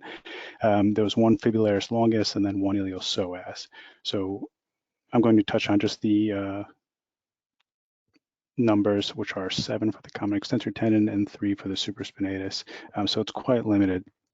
The study used Amniotic, which was a dehydrated human amnion chorion membrane. It was ultrasound guided. And they also performing interventionalists did 5 to 10 passes of percutaneous needle tenotomy. And that's not something to gloss over, because There are other studies such as Kirshner et al. And Mautner that show when comparing PNT versus PRP, there's a big question of, is it the needle? Is it the passing of through the tendon that's actually invoking the response versus just the other injectate? So this was an AmnioFix injection plus 10 passes of a PNT. Primary outcome measures we discussed already. Overall, were fairly positive, and they weren't broken down too much beyond the tendon versus arthritis subdivisions, but there was upwards of 3 to 6 months at pain change. 30% was the MCID that they used, which was pretty generous. And then they had a secondary functional outcome measure using the patient-specific functional scale. So at 3 months, they were functioning better significantly, although that's still not too far out. There were no adverse events, which we discussed as well. And in terms of limitations, there was no control. This is a very small sample size. Questioning of whether it was the PNT or the actual product itself. It was only up to 3 months, and the first author, although there were no details, there was an honorarium from the company that makes AmnioFix as part of the study.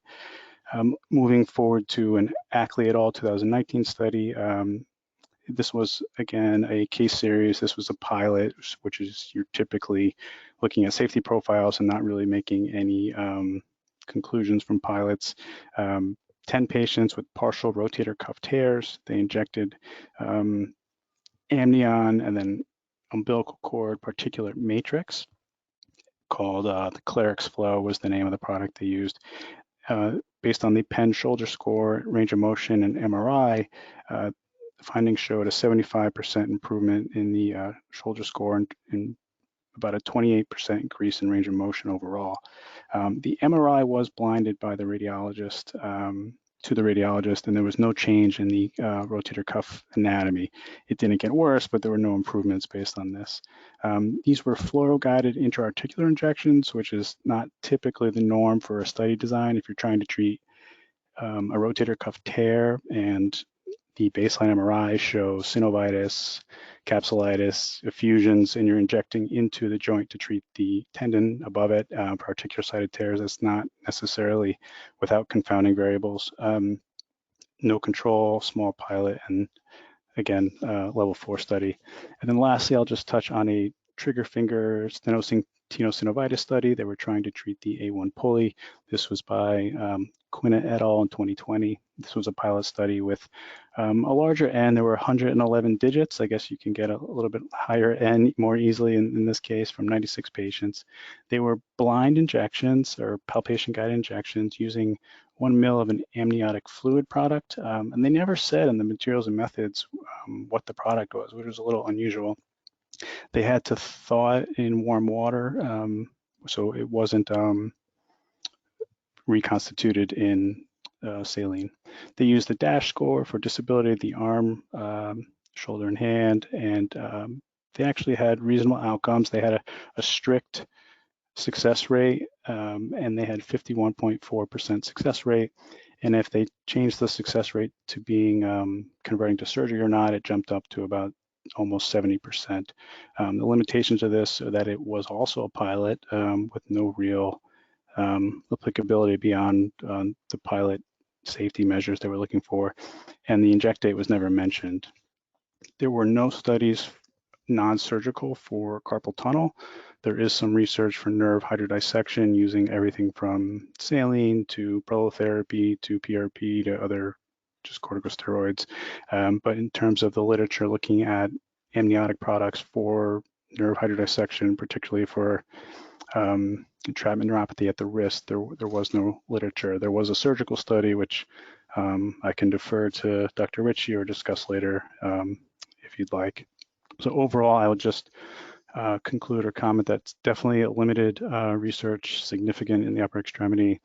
There were a few other papers that are relevant in terms of what we're dealing with, I think, and that's a commentary by Dr. Scott Rodeo in AJSM, where they really called for some type of standardization for these biologic products and basically the need for minimum reporting standards for studies of biologics in sports medicine.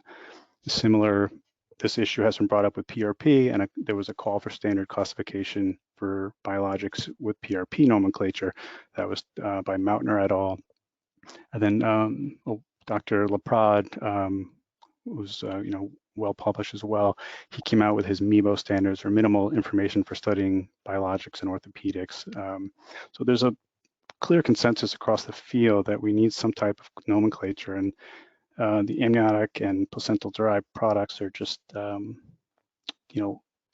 letting us know that as well. I mean, in terms of, we're basically going by the white papers of what these manufacturers say are within them. We know that they're typically acellular by the time they get reconstituted, but none of these studies are actually doing growth factor analysis or anything in depth beyond CFU count to see if there are any cells, or just basically giving some type of nomenclature, whether it's autologous or allogeneic, or just the steps that are taken. So that was my takeaway from this, is that the literature was limited and the nomenclature is desperately needed. Thank you so much, Dr. Beatty, for that informative overview. Are there any questions or comments from the panelists or my comrades for Dr. Beatty?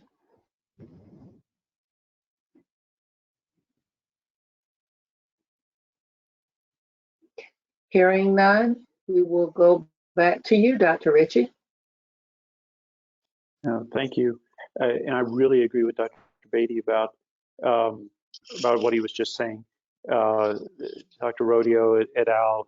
Have really pointed out how there needs to be more data and more study and more standardization. And so of the studies, when I went through them, certainly they lack power, but in particular, the study with the 40 cases, again, it sounds like a lot of cases, but it lacks power because half were articular and half were tendon. It was a variety of tendons, and they show good results, but there's no control, and way too much heterogeneity and where they're injecting it, what they're used for. The trigger finger study, that one, it has a lot of numbers, but the problem is the numbers really aren't favorable. What I took away from it was that corticosteroids worked basically just as well, or more or less the standard of care for initial treatment. And when that fails, the surgical procedure is very small, very minimal, very safe. It's done in the office now. And so I think that may be a technology in search of an indication. And I'm not sure there would ever be an indication for trigger fingers. When it comes to meniscal or to rotator cuff pathology, and I have used it to augment rotator cuff repairs, the study that was done, I again echo that it was intra-articular injections, but to be honest, probably most rotator cuff injuries, particularly partial thickness tears, are on the bursal side. And so they really weren't injecting the amniotic membrane or the morselized amniotic cells, membrane, whatever, where the pathology is. They don't really have a control group. It's not prospective randomized, short follow-up. There were many problems with that. Again, it was a case series, not really powered for anything beyond safety. And as we've discussed earlier, I'm not sure there's still enough power there or longevity to discuss safety. So from a surgical standpoint, again, there were not studies looking at augmentation of surgery using the amniotic membrane cells, etc., to say augment a surgical repair, and the studies just are not out there yet.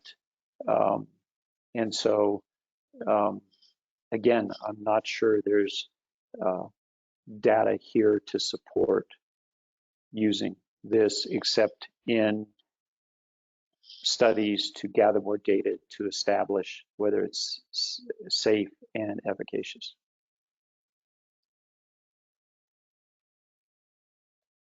Thank you, Dr. Ritchie. So from your reading of this literature and your searches, like independent of the articles that we gave you to review, you've not found any evidence out there to support the use of these products intraoperatively for rotator cuff surgery. Is that? The only data that I found that I've been exposed to were, to be honest, white papers from the suppliers. I have not seen, but I did not make a very extensive review, but over the course of the years, I have not found articles from peer-reviewed journals with anything but anecdotal reports on their usage in surgery. Thank you very much, Dr. Whiteside. Are there any other questions from the panel for Dr. Whiteside regarding this topic? Yeah, this is Anne Marie Sun from Noridian. So I think one of the things, as far as we were doing several different passes at an extensive literature search, bringing out and pointing out plantar fasciitis, osteoarthritis, some rotator cuff, some Achilles tendinopathy type articles out there, we were very hard pressed to find other specific articles to even other conditions not just mentioned. Understanding, like for instance, the Gellhorn article number 12, there were a hodgepodge of 40 patients with all sorts of different ailments. Would that be fair to say that out there, and this may be for anybody on the panel here, trying to find literature to even, that's not such as a white paper that doesn't support, I mean, trying to find out literature to support other types of ailments or conditions has been difficult, and I would assume that that would be the same for everybody across the board.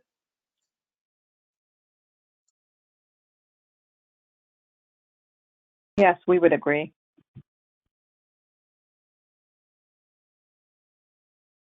Thank you. One other thing that should probably be mentioned is negative studies are rarely make it into the literature. The other issues to make sure each and every one of these studies had IRB approval to do, and they should be stating that in every study, because the IRB would also mandate all report of toxicities and could institute a chart audit. If they're not IRB approved, then the toxicity value of any of those articles is completely specious.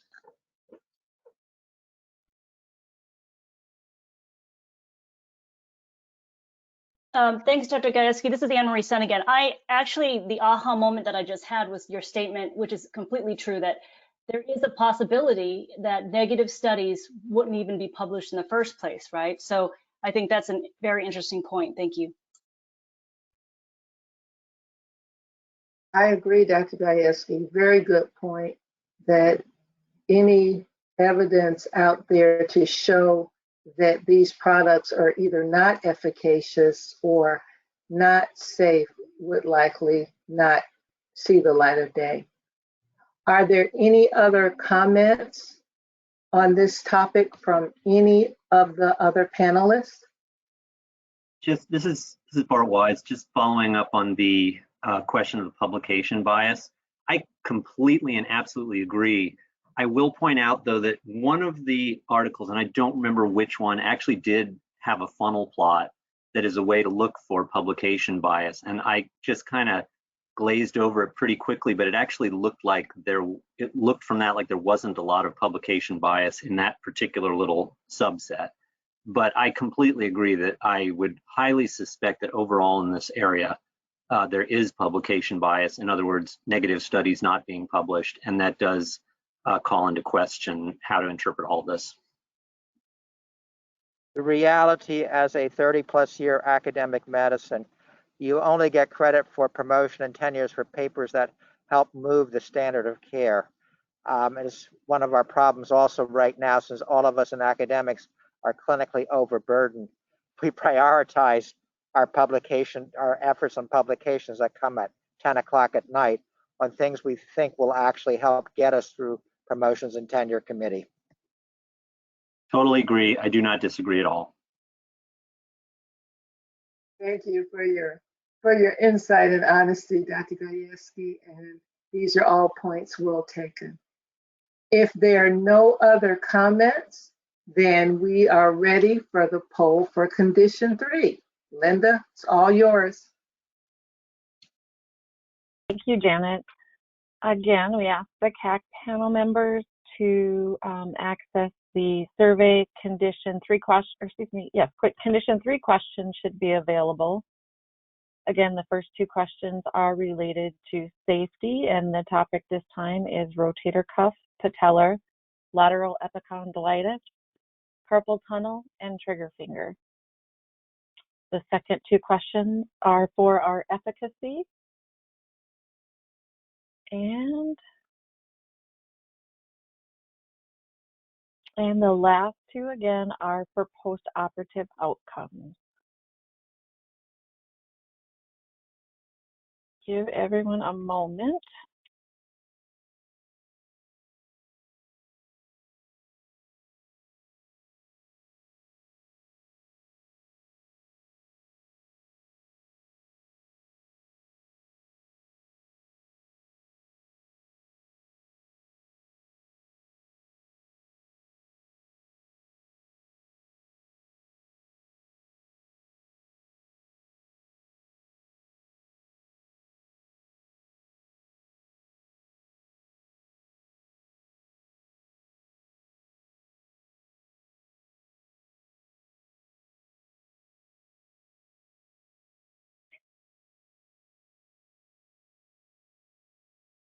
Looks like some who were having problems appear to be able to answer these questions, so it's good to see.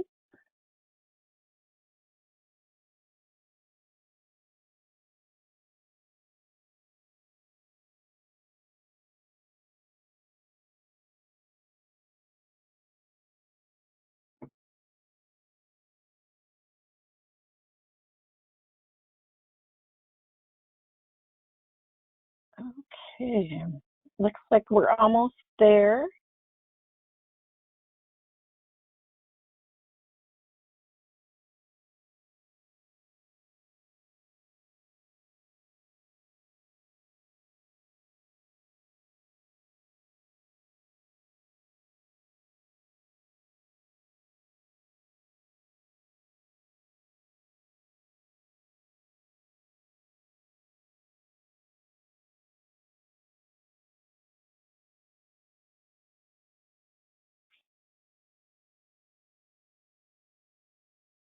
Looks like we're just waiting for a couple more results.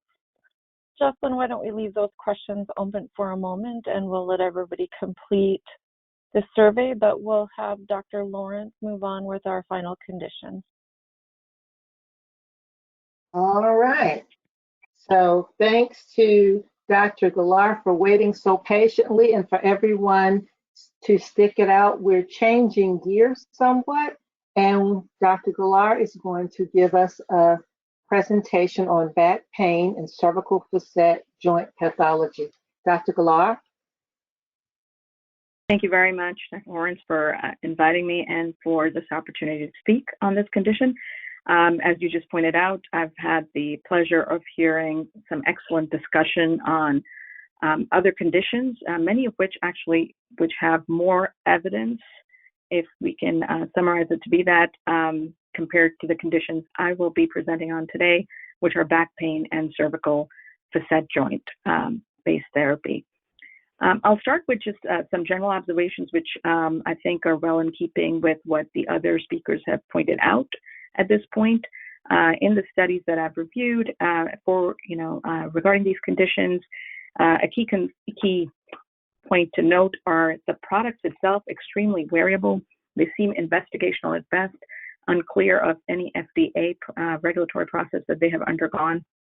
They are very heterogeneous in terms of active content. It's unclear if the products are stating that their active material is growth factors or stem cells per se. And as another speaker has very well pointed out, no real growth factor analysis. Mostly these are acellular, but this is all by inference. We truly don't have appropriate labeling or information on any of this. There's no real dosing guidance, which speaks to the potency of these products and how, what decision support is provided on appropriate use. The concerns from a safety standpoint, the graft versus host that has been brought up quite a few times. And then storage of these, storage and of biologics is of significant concern given the potential to introduce infections, et cetera, as well. And so that is also something that you are hard pressed to find enough information on. As far as the studies as a whole, before I get into the 4 studies that I've reviewed today, I just wanted to take an overall perspective on this. And I would also agree with the recognition that's required for publication bias in this, especially when you consider that the product itself is something that, acquiring this product is not a standard process. And so many times it is driven by industry. The studies themselves are heterogeneous, just as the other speakers have brought up. Variable populations within the same study and very small numbers, which makes it very difficult to adequately power any of these studies. Some of them were randomized, but not really controlled or blinded, and mostly they were case series. They lack a true comparison to placebo or standard care, which would be important, especially in conditions such as low back pain and cervical facet, where the existing literature itself shows significant variability in efficacy of many, treatment measures.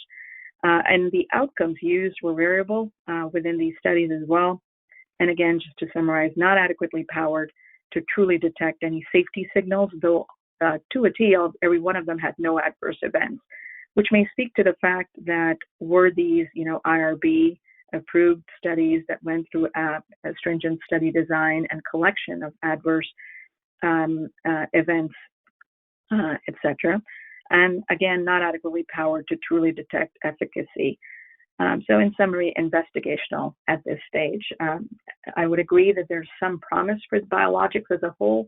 However, the presence of adequate data to come to a conclusion on use for standard care seems to be lacking. With that, going into the individual studies, the first study that was part of our literature review was cryopreserved amniotic membrane and umbilical cord particulate for managing pain caused by facet joint syndrome, which was a case series. Here, the condition being treated, of course, was facet joints in the lumbar region, which were injected with a volume of 1 ml. If depending on which region, cervical versus lumbar, were being injected, which again is of concern because again it's very hard given that again this was small number, 9 patients. Interestingly, they state that they treated 30 patients, but only 9 patients met their criteria for follow-up, which makes it makes it difficult to come to any conclusion based on the results presented, as there is an intention bias here. The product itself, 50 milligrams of particulate AMUC. It was a single center case series, again, as we said, and of the 9 patients, 7 were males and 2 females. The duration of follow-up was about 6 months. Instruments that they used, it was essentially descriptive statistics on data that they collected on an Excel sheet, as they describe it. And the outcomes were 6 months post-treatment. They report that average pain had decreased from severe pain greater than 8 to 0.4, and they found that statistically significant. Again, difficult to do that with 9 patients, but that's their conclusion. All patients, the remarkable part of this, had ceased use of prescription pain medications, including opioids, and no adverse events, repeat procedures, or complications were reported. I'm assuming that this is their statement with the 9 patients that they did choose to include of the 30 treated in their report. Such results, I think, with a review of the literature and also for any of us who have done these studies, are fantastic if they can occur, but hard to reproduce in another study, forget general care. The second study that we reviewed was amniotic fluid cell therapy to relieve disc-related low back pain and its efficacy comparison with long-acting steroid injections. And this was Bhattacharya again in a chapter, I believe. Here they compared steroid versus fresh amniotic fluid at the site, and it was injected at the site of maximum tenderness. And the product itself, as was stated, was 10 mL of freshly collected amniotic fluid from mothers undergoing hysterotomy and ligation. Can leave you to wonder what happened to the fluid when they say fresh. Do they mean they was injected within what period, etc.? So that gives you pause. It was randomized, but it's unclear if it was truly blinded. It was follow-up period was 24 months, and one of the longer ones. They used the VAS score, the walking distance in meters, the health assessment questionnaire, and the oswestry. So they did use some well-respected, validated instruments. And their patient population was about 42 patients who participated, and they were randomized into two equal groups. Their outcomes were sustained relief compared to steroid. They did show that steroid showed some relief as well, but their conclusion was that with the amniotic fluid, it was more sustained. However, they were also surprised then to see recurrence toward the end, even with the amniotic fluid patients.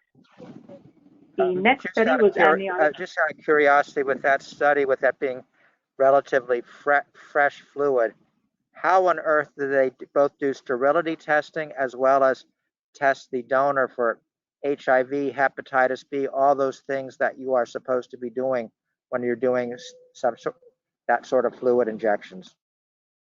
Again, I couldn't agree with you more on the story, the whole processing of the fluid. The testing was obviously, that was not information shared in any great detail in the material that was available to review, and left more questions than answers. That's an indictment of the peer review process of that journal as well. I don't believe, if I'm not wrong, this was not one of your standard journals. But point well taken. This is Eileen Moynihan. I just want to say for the record that last comment was Dr. Guyeske. Thank you. Sorry. Not at all. Is it okay to continue? Absolutely. Thank you.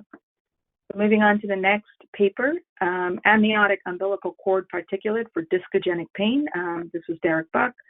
And this, again, used AMUC. It was injected intradiscally and varied dose 50 to 100 milligrams of particulate for cervical, lumbar, and lumbosacral discs. So again, varied groups here that you can see. And the range of dose was 50, any choice of 50 to 100. Some had single discs injected, others had multiple. They had 11 patients, and they said they injected 20 discs in this. They note that the particulate used in this study has been commercially available since 2013 in the United States as a 3/6-month human cell and tissue-based product. The particulate is derived from donated human placental tissue following healthy live cesarean delivery, full-term births, and then stored at low temperatures. I'm unclear. Again, I do not have adequate information on what they mean by low temperatures. The follow-up period was 6 months in this, and the instrument used was percentage of pain relief, which is, again, a unique way to look at outcomes. The outcomes reported based on this was pain relief of 40%, 50%, and 75% at 1 month, 3 months, and 6 months per se. Again, this study itself, from both the methodology, product, and power standards that are used, as well as instruments for measuring outcomes, left a lot to be desired or definitely would not lead to robust conclusions that people could draw. The next paper was effectiveness of epidural amniotic fluid injection for low back pain. This was published in the Spine Journal in September of 2020, Butterman. And here, what they did was they had multiple conditions. And so they had 20 patients in each group, and the groups were based on their diagnosis, HNP, degenerative disc disease, and spinal stenosis. Okay. And each of these patients would then receive 2 mL of amniotic fluid in the epidural space at a symptomatic level using imaging transforaminally. The follow-up period for this study was 2 weeks, 6 weeks, 3 months, 6 months, and 1 year. And the instruments that they used were a pain scale for back and leg pain, pain diagrams, the Oswestry Disability Index, and patient reports, the PROMIS measures, physical.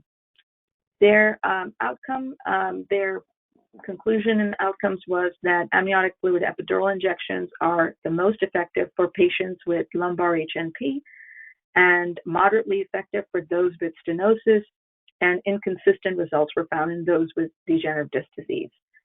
Now, interestingly, it's important to note that this methodology, again, not having a control, a comparison group, there is data out there, and this applies to that steroid paper we just discussed as well, where the injection of just lidocaine into the space, as published in the New England Journal of Medicine, in an epidural steroid injection can result in significant relief for these patients. Also of note for this particular paper was that the HNP group was on the younger side, 30 years plus minus, and that their symptoms, the inclusion criteria required that they have pain for at least 3 months. But again, that is a population in a time period that has been shown to have more resolution than others as well. So that might be worth noting as well as we look at this particular paper. I did have paper 12 included in my list, the micronized dehydrated use of amniotic allograft for treatment of tendinopathy, but that was all discussed under condition 2, and so I won't include that in the summary here. With that, again, I will summarize with what I started with, which is that I do believe that these studies are inadequately powered, and for us to come to any real conclusion on the safety signals or efficacy. And as one of our speakers has just pointed out again, the actual products being used and, from both the safety and efficacy and honestly content perspective seem to leave a lot to be desired in terms of further investigation and standardization. The involvement of a more stringent and standardized process is significantly wanting before we can truly assess the safety and efficacy of these products in treatment for low back pain and cervical facet joint disease. So with that, I will end and open to any discussion. Thank you so much for that, Dr. Galar, and again, addressing the back pain and facet injections, which is also an area where we're seeing use. I just want to make one overall comment and perhaps get comments from the panel. And I think there's a general consensus that the evidence is sparse, and the evidence is sparse in all populations. As you know, we are particularly interested in our population, the Medicare population, those patients over the age of 65 or below 65 with significant, usually, disability. And I would just like some of the panel, again, to comment on the safety, because this particular vulnerable population is more subject to comorbidities and possibly more sensitive to complications should there be some. So if someone could just comment on that, because I think I saw throughout all of the papers, they mentioned, I think I got the age of one 81-year-old person as the oldest. And in general, I read about median population ages of say mid-50s, give or take, with a standard deviation of 10 or 12 or so. So if someone could just make a brief comment on that, I would appreciate it. So Dr. Lawrence, this is Jim Guyeske again. I will make a little bit of a comment. For the bone marrow transplant field, we had over the course of about 6 years, extensive discussions with CMS over their where CMS was silenced on covers such as allogeneic stem cell transplants for myelodysplasia. They would wait till they progressed to acute leukemia where we really couldn't treat them. But part of our discussions at that time with CMS is, there were people disabled with MDS who were below age 65 who qualified for Medicare for disability. We were told we could not look at those separately. We did have some registry data on the over 65, but when you had a very expensive procedure where payment was not assured, we had outcomes in the 200 to 300s. CMS came back to us and demanded that we do a coverage for evidence development and with 5-year follow-up. And so we are still in the process of doing that. The difficulty is those type of coverage for evidence development with CMS, they don't fund the data management, the data collection. It becomes an unfunded mandate, and you have to hope you have an operational registry that has other source of funding so that it can withstand this hit and this constant reporting to CMS. I don't see how these products could be treated any differently than we were treated.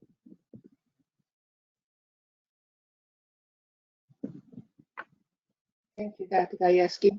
Any other comments regarding their use in our population? This is Dr. Galore. I would agree that there is not adequate for the conditions I reviewed, particularly back pain and cervical facet joint, not adequate study in the elderly and in the older population, which would be important. And from a safety perspective, a product that we don't know how it's being stored, how it's being processed, how it's being, where it's being injected, et cetera, the neuroaxis, which is where the treatment for back pain and cervical facet joint will be done, is particularly a vulnerable site.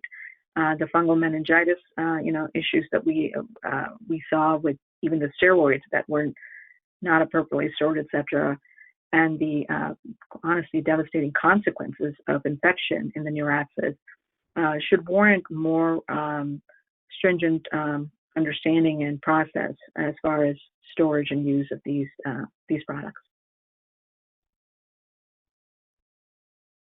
Thank you. Any other comments from any of the panelists about any of the topics today? Any last minute thoughts or anything anyone would like to add at this time? This is Dr. Beatty. I just wanted to mention the back presentation was excellent.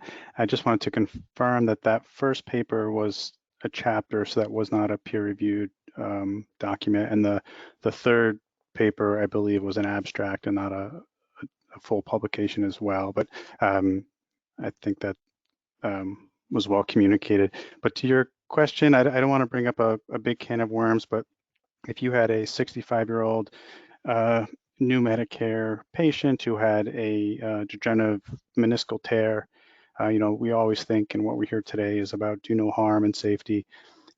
You could argue, or one might argue, that an injection, ultrasound guided, with growth factors plus, and by growth factors, I mean a cellular reconstituted amniotic injection that we're talking about, plus physical therapy and weight loss and not smoking, would probably at 10 years be safer perhaps than a partial meniscectomy, which between 3.4 and about 8.8 years is shown to develop osteoarthritis. So I guess I'm just saying that this field is probably not alone in the evidence department in terms of evidence. I think there's a editorial on the front of the arthroscopy journal saying to the whole entire orthopedic community that we need more evidence, we need better evidence for what we do. And I think what we're saying today is that there is a lack of evidence and that we want more of it, but not necessarily that the lack of evidence directly implies that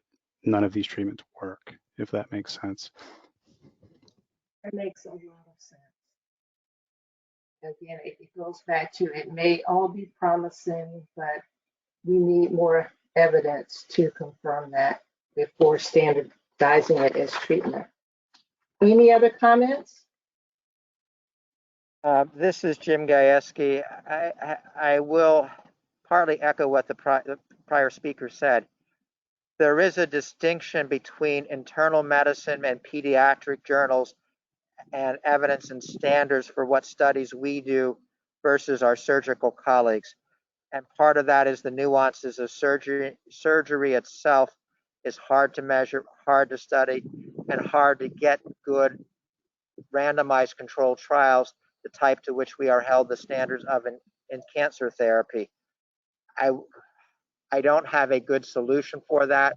That also became a frequent discussion at CPT and RUC, that we in internal medicine were held to a higher standard because our literature demands it.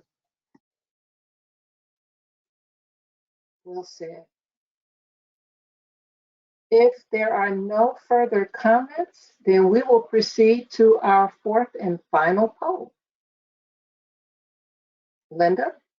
Great. Thanks, Janet. And the final polling question. Again, we will be answering the 4 questions, this time specific to back pain and cervical facet joints. The first 2 questions regarding safety, the next 2 for efficacy, and the final 2 for post-operative outcomes.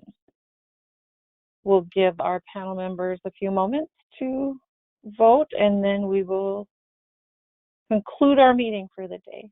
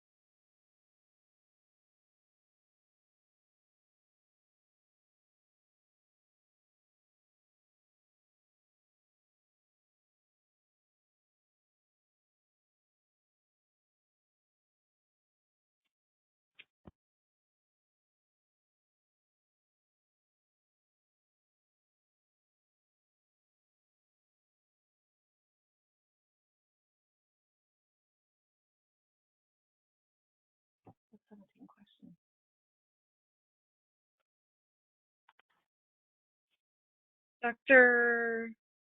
Lawrence, are you there? I am. Are we ready? Yes, go ahead. Okay. Sorry, maybe I was talking to the mute a second ago. Okay, then to everyone again, we want to thank our outstanding panel for their detailed and very comprehensive discussion regarding the evidence of this topic. It's obvious that we picked and assembled the right group of people. And it's obvious as well how much time and attention to detail you took. And for that, we are appreciative. The MAC CMDs will take the information from today's meeting and continue discussions on this topic. Please monitor the MAC websites and listservs where the publishing of a proposed LCD for public comment will be communicated. We thank you all for your time today. So everyone have a wonderful day and stay safe.